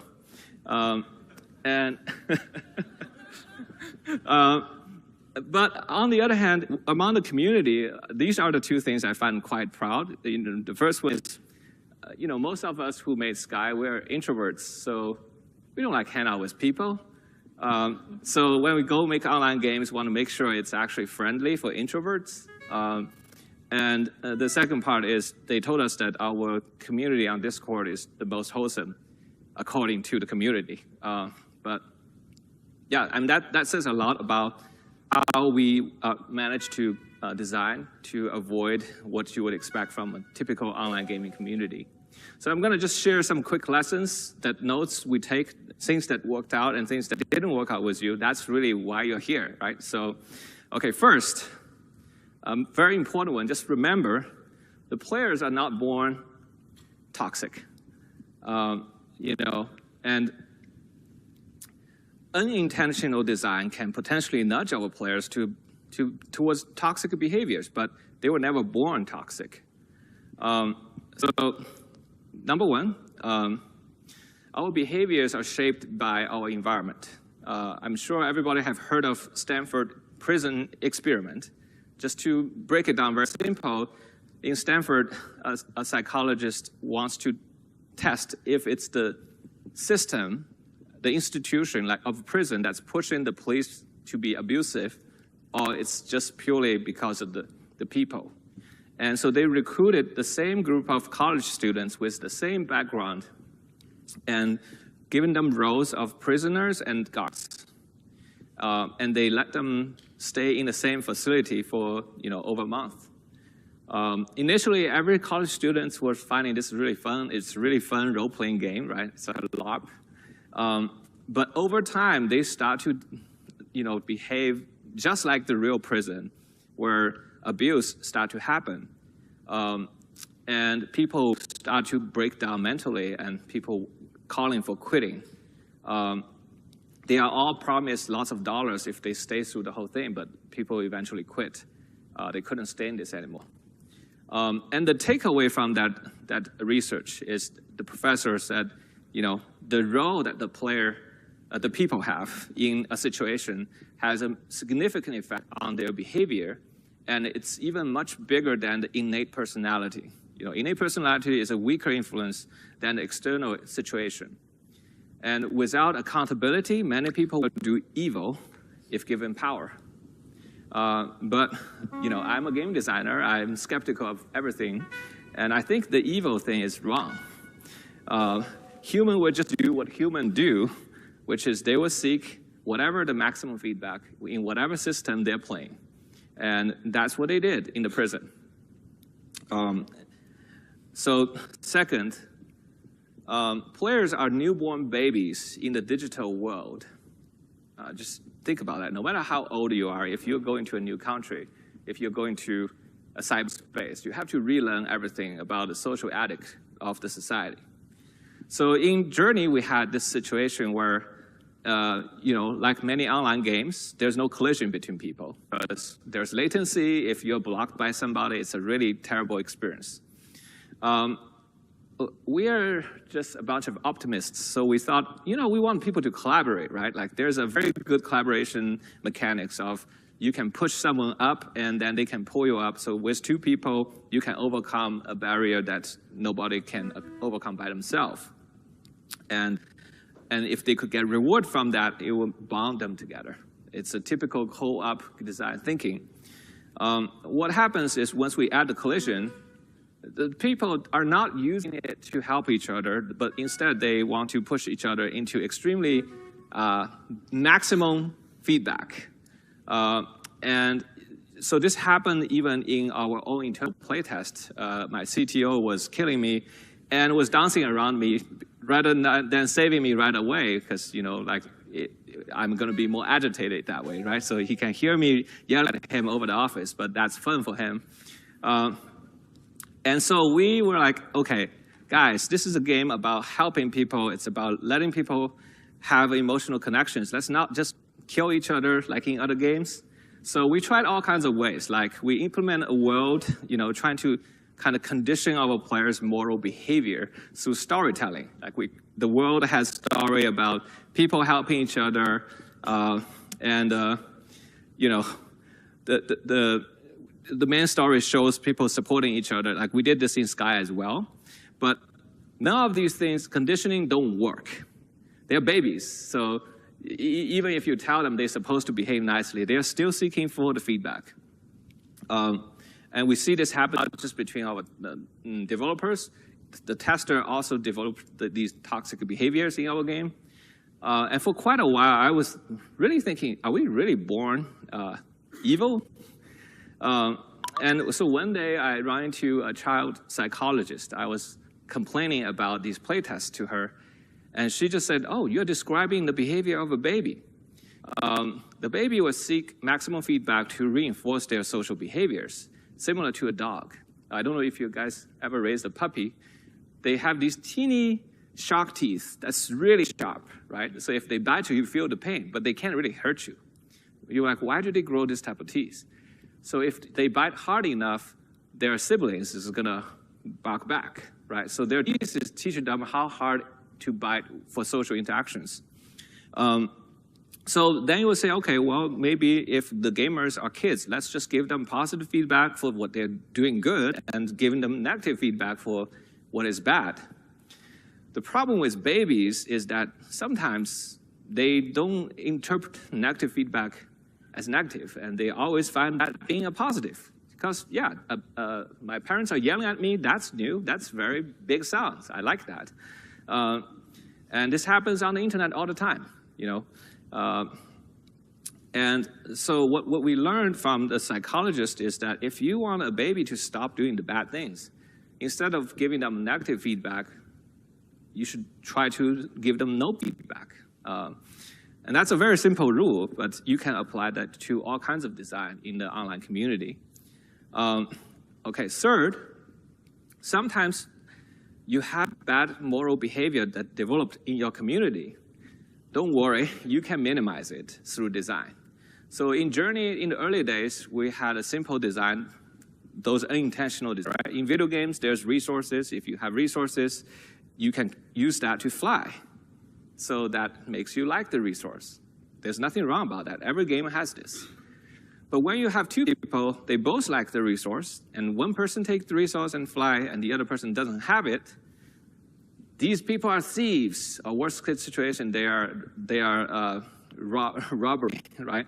And during the early days of Journey, people just said, like, why are you making a multiplayer game? Online community is so toxic. We just want to play the game alone. Or give me a single player mode. That's like the most frequent feedback we get from testers. We said, no, we want you to actually connect with each other emotionally. And they were like, no. So we try to change the situation. Like, we don't want thieves to happen in the game, in the interaction. So we made it so that if you fly, the resource you use will come back and it will drop right underneath you. So technically, you're not stealing anybody's money. And the other person can use the resource to fly as well. But they still hate each other. What we discovered is the time it took for someone to pick up a resource and go all the way to a new location. The time it invested was then stolen by the other player, right? And they're still unhappy even though the resource is still there, right? They thought time is also a resource. So it's becoming very hard to design a game where people don't think each other as thieves. And so what we changed in Journey is like, okay, what if there's just unlimited resources everywhere you go, and you can load up your pocket with resources, right? And then in that situation, nobody hates each other. It's like, oh, you're a fellow bank robber. We're all here robbing an ATM. What a nice, shared interest, right? And so people both can fly with lots of resources. They're happy with each other. It's just that one switch, right? You start to change the behavior of how people see each other. And so in Journey, eventually we removed the collision, not because we can't, but because we want. So there's no feedback for pushing people off the cliff. But at the same time, we create a new feedback where if the people are close, their warmth is charging each other. It's like they're giving each other resources. And that made the player actually really enjoys hanging out with each other because they are getting free money from each other's pocket, right? Why would you love someone who can give you money, right? And both you can fly. And you like to fly? I like to fly. If I fly, I'm close to you. And this makes player actually feel more comfortable to travel together. So from like, I want to play alone, these people are thieves, to, oh, I can't, I'm going to wait for my friends to catch up. The only change is just the environment. They're the same people who's playing the game. So I just want to use this example to show you that it's possible to minimize the toxic behaviors if you see them happening in your games. Work on the design. Okay, the second important lesson is that, Spider-Man says great power comes with great responsibility, right? Well, why would you have great power if you haven't earned it? You should give people power only after they have earned the power. And we need to fight toxicity with barriers. Okay, so what is this? So number one, I think we all would agree that we have the rights to not be pushed with untrusted content, right? Like we all have the rights to not to see or not to hear if the content is terrible for us. But that's not the case. That's not the status quo of our online game. User-generated content usually can be disruptive. In the good case, they're funny, and the bad case, they're hurtful. So in Journey, we have no user-generated content, but just the position of the player. But in a typical online game, you have very smart user IDs. I don't know why gamers like to do that, but it gives you these weird feelings, right, when you read them. And for online games, there's the public chat. And usually it has nothing to do with your game. And they usually take you out of the game. And the worst situation, you hear somebody using the voice chat, then you really want to run away from this game. And so what we did is, we were like, why are these content pushed to the player? We just want people to share a moment. They don't need to see these content, and that's huge distractions. So with Journey, we try to keep everything clean. We only want to have a human to interact with another human. That they coexist and they share an emotional, roller coaster ride. Like they don't need to have these content being pushed to each other. And so because of the naughty names that people have created in the PlayStation, we actually have to delay the display of the PlayStation ID until the end of the game when the entire emotional experience is finished. Then we show them the player ID. And you can imagine if you see them initially, the funky bottoms, right? Like, who is this guy, the funky bottoms in the middle of the desert? I don't want to hang out with this guy, right? It would completely ruin the opportunity to connect. So in Sky, we go even more extreme. We basically are really concerned. It's a game played worldwide, of all ages. And I personally have experienced, racism, sexism, even age is being discriminated. I'm 40 years old. The kids doesn't want to know I'm a great uncle, right? So we have to hide all those identities first. We want people to be judged by each other as just a human being. So in Sky, if you have not have a meaningful connection with people, you just appear as a shadow. And the second thing is, names become a necessity in this game because there's so many players. You won't be able to tell them apart if you don't give them a name. In all the other games, you name yourself, right? And that's usually where the bad apple comes. So we decided to switch it, redesign the game where you give names to the other player. And in that way, no one can really force you to read anything you don't want to see, right? And that worked quite well for us. At least we have never heard any report on harassment because someone has a strange name in Sky. The second thing is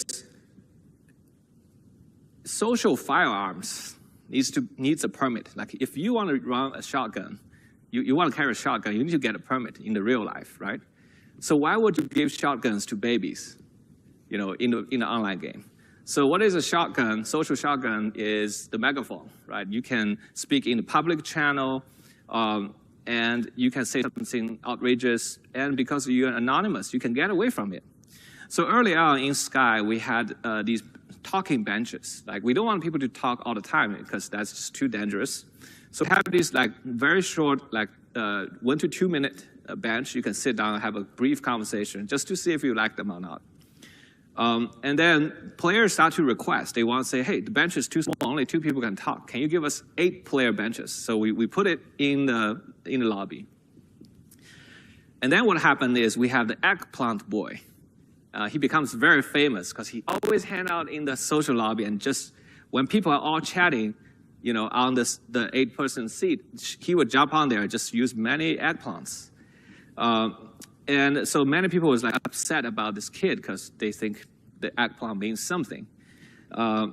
And so eventually, one of our players went to talk to the kid and befriended the kid and tell her that's not a cool behavior. So he stopped, right? But during that time, he really had a lot of fun doing it because to him, he has total invisibility. Nobody knows his name. And he can just spam people with, fun, nasty messages. And so eventually we had to dial back the public chat benches to just one-on-one. We don't want to give the feedback to a baby, of the potential to spam 7 people at the same time. If you're only sitting down next to someone who's sitting on the bench, you're very less likely to get a positive feedback because that person could be AFK. That person could be a worse person who can talk back to you. So it becomes much less toxic. We are no longer getting reports of eggplant boys. And we have the inspiration from Dark Souls where people leave helpful messages. So we want to reinforce that behavior. We want our players to leave messages to help each other, just like Dark Souls.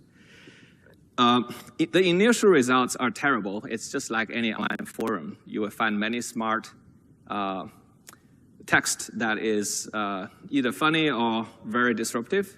So essentially, if you unfilter the content could be very nasty, right?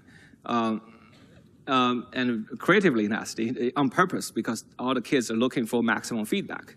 So how do we control these behaviors is we have to ask our player that, if they want to have this power to push content to a lot of people, they have to earn their permit, right? Just like if you want to own a gun, you have to earn a permit.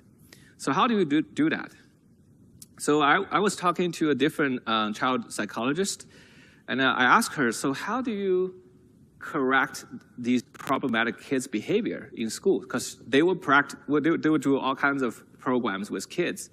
And I was asking her, what's the most effective? And she said, the most effective program is you rally up the struggling kids who have really terrible social behaviors, they're bullies or, they just don't get along with anybody.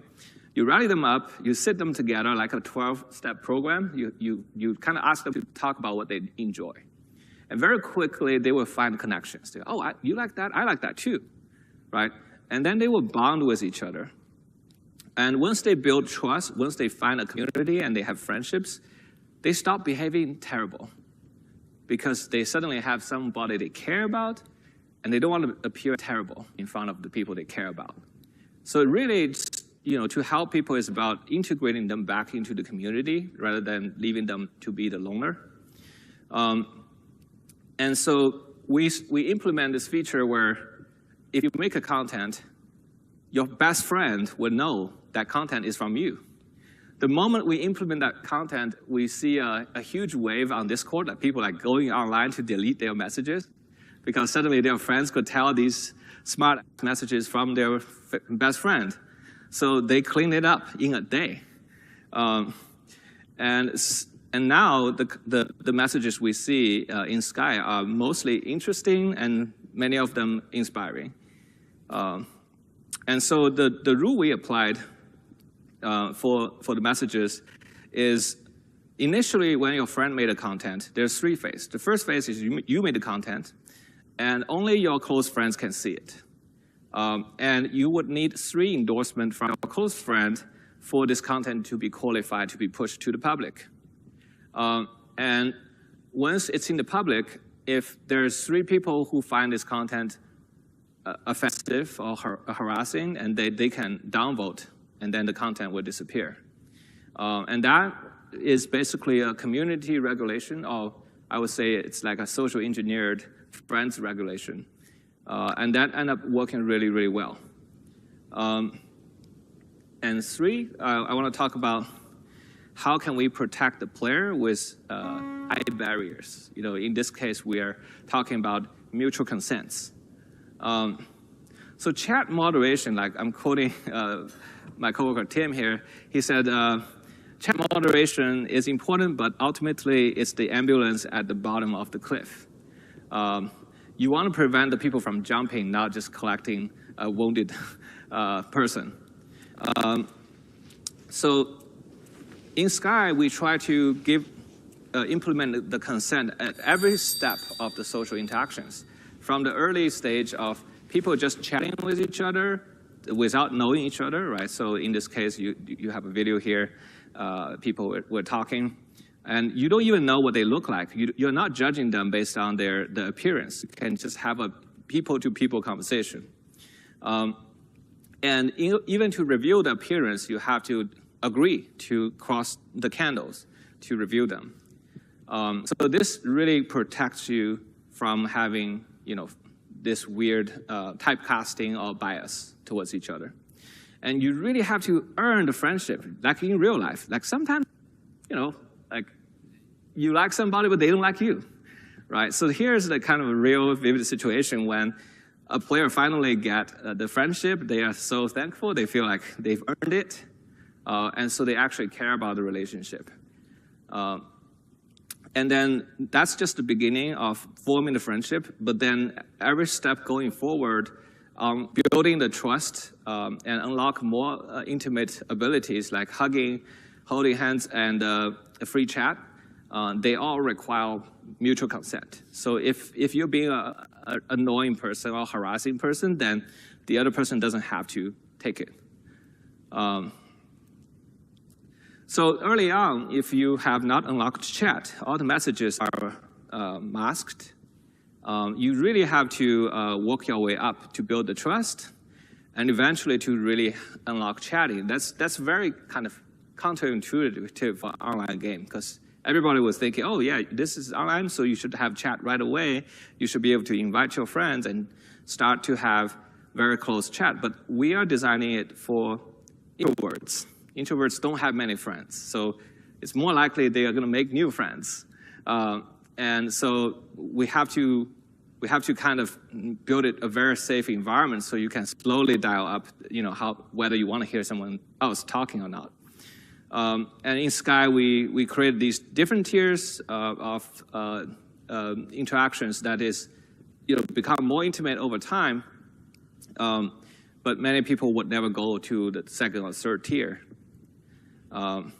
Yeah, so first tier is chat, second tier is warp. Like warp could be seen as stalking, so like that's ability you really want to think if you want to give to a friend or not.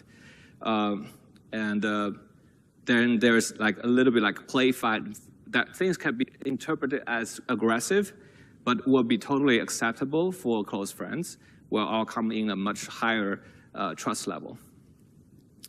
So the higher the entry barrier is, nicer the people behave socially when they finally enter it. I don't know why, that's just humanity, I think. All right, the third lesson is, once you build a relationship, you want to protect the authenticity of the relationship.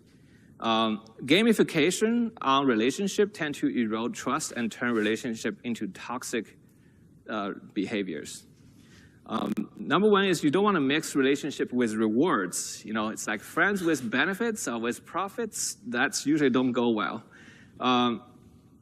And internally, we are talking about designers, like the players should be motivated to spend time with one another because it feels good, not because they have to or because they have something to unlock.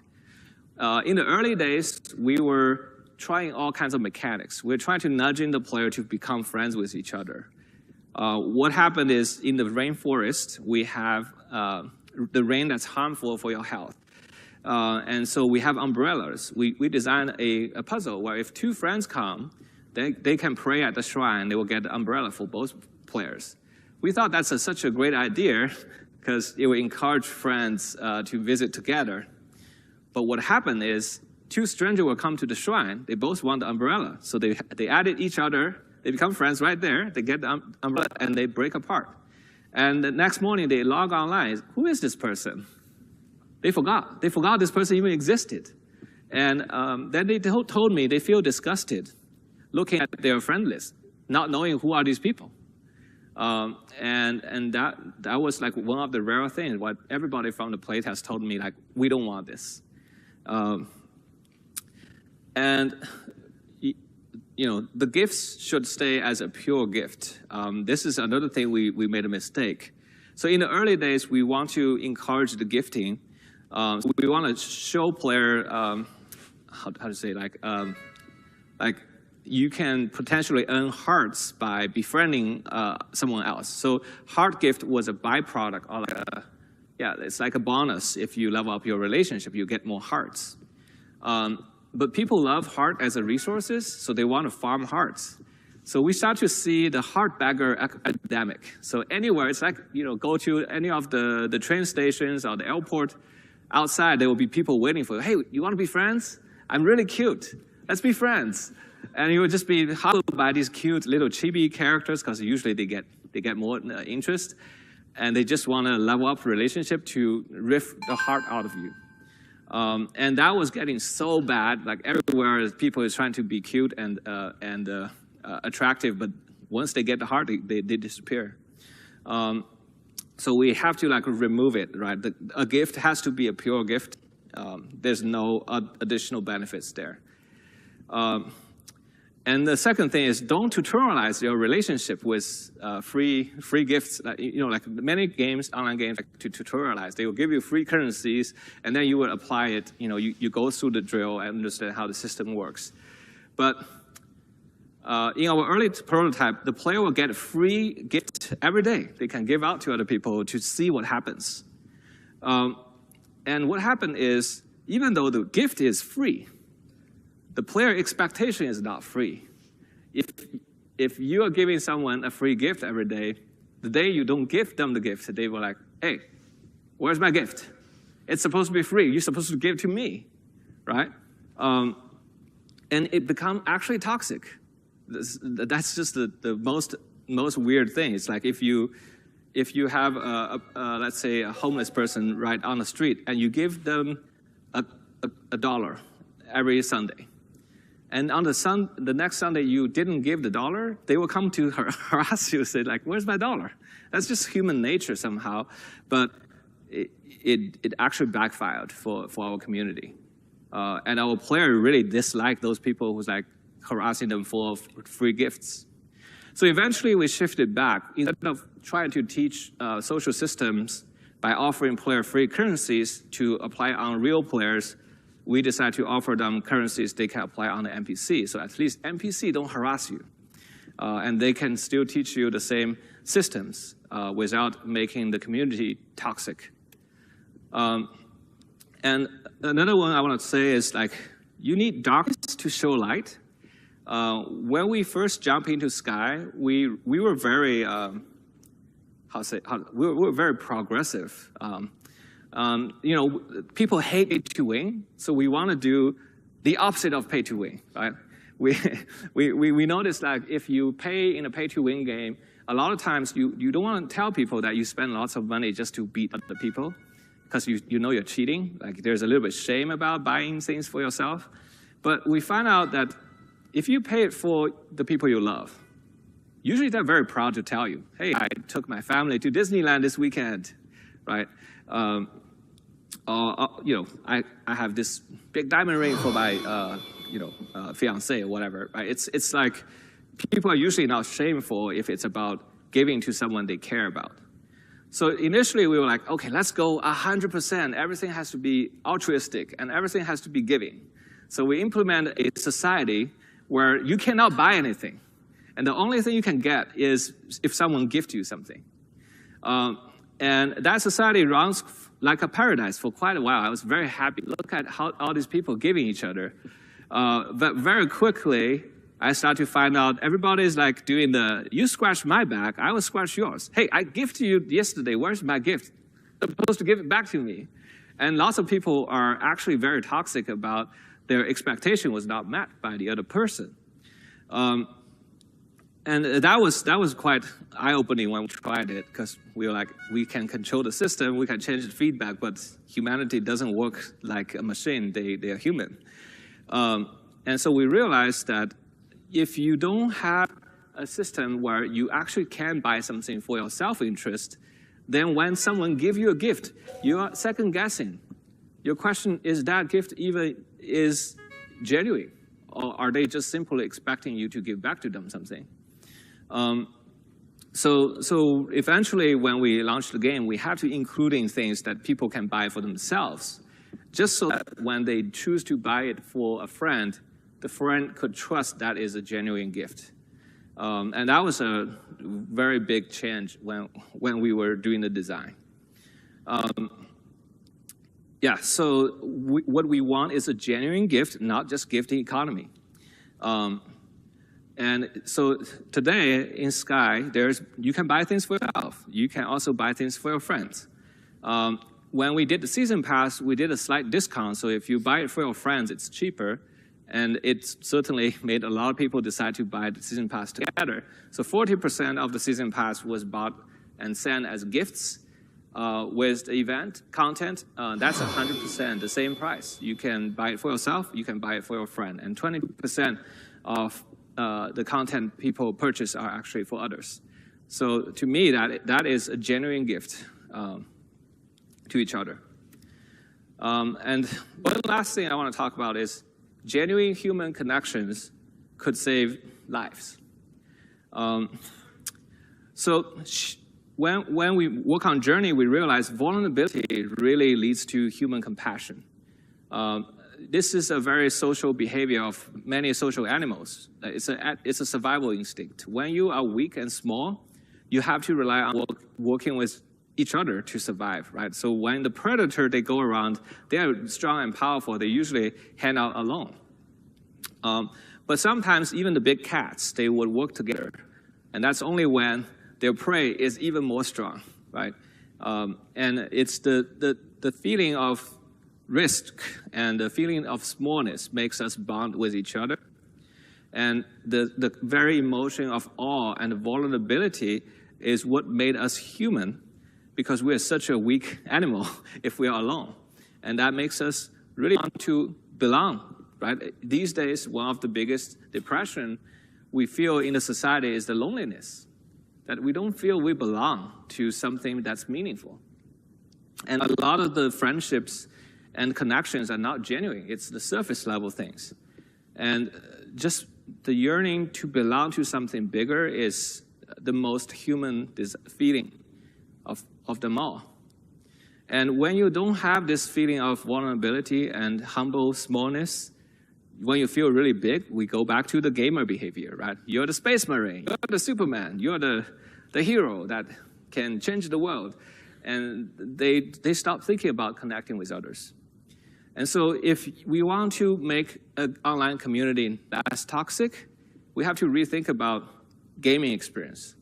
We have to reduce the empowerment online. You know, instead of making games where you just go around killing things, make things much stronger you just can't kill. Instead of going around looting for treasures and resources or finding monsters, you go around running to other people. And people are more important than gold coins. In a battlefield, it's very hard to focus on people because the sound, the distraction. So, you know, in order for games where people can connect, you have to reduce the noise. You have to reduce the number of people. You have to put them in an environment they feel small and, you know, a little bit vulnerable. And suddenly, if you see another person, you're like, oh my God, there's another person, right? Instead of walking on Times Square and just people all pass by you and you're just trying to ignore all of them. So for Journey, we really tested this idea of creating the world that evoke a sense of awe and vulnerability. And the result shows it creates empathy and compassion between the players. These are the fan arts again of the memorable moments, what they had in the game, is when they supported each other, is when they leave a message for each other. And once you're creating this compassionate moment, a genuine human connection will form. And that leads to inclusive and supportive community. So what is a genuine human connection? It's a vulnerable interactions between two people that they feel heard, seen, and known and valued after the communication. And afterwards, they feel better about themselves and feel better about the world. I just gonna summarize this genuine human connection. It's, you know, it's one of the few things I really believe is generally good for human. And, you know, when we created Sky, one of the emotions I really want to evoke is that we are not alone. And I think most of the artists who make art, they want to connect with people through their art. And in this process, if the art connects with them, there's an overwhelming sense of gratitude between the artist and the viewer. And I think this overwhelming gratitude I felt is also inspiring, you know, our creation, and we want to give it back to the players. It's a very healthy cycle of reciprocation. When we launched Sky in 2019, we got a letter within a few months. A 67-year-old grandma from Hawaii who never played games was cried and moved by the game, and she told us, you know, she doesn't want to be alone anymore, and she's still a person of love. And you know, that's the same age as my mother-in-law, who also came from Hawaii. So it really, and eventually my mother-in-law also became a Sky player and find friendships.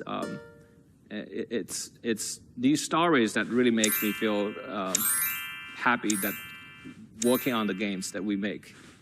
There is this manga, a Japanese, very talented manga artist. She make usually funny mangas, but one day she made a manga for us. She said she actually tried to hurt herself in the real life multiple times.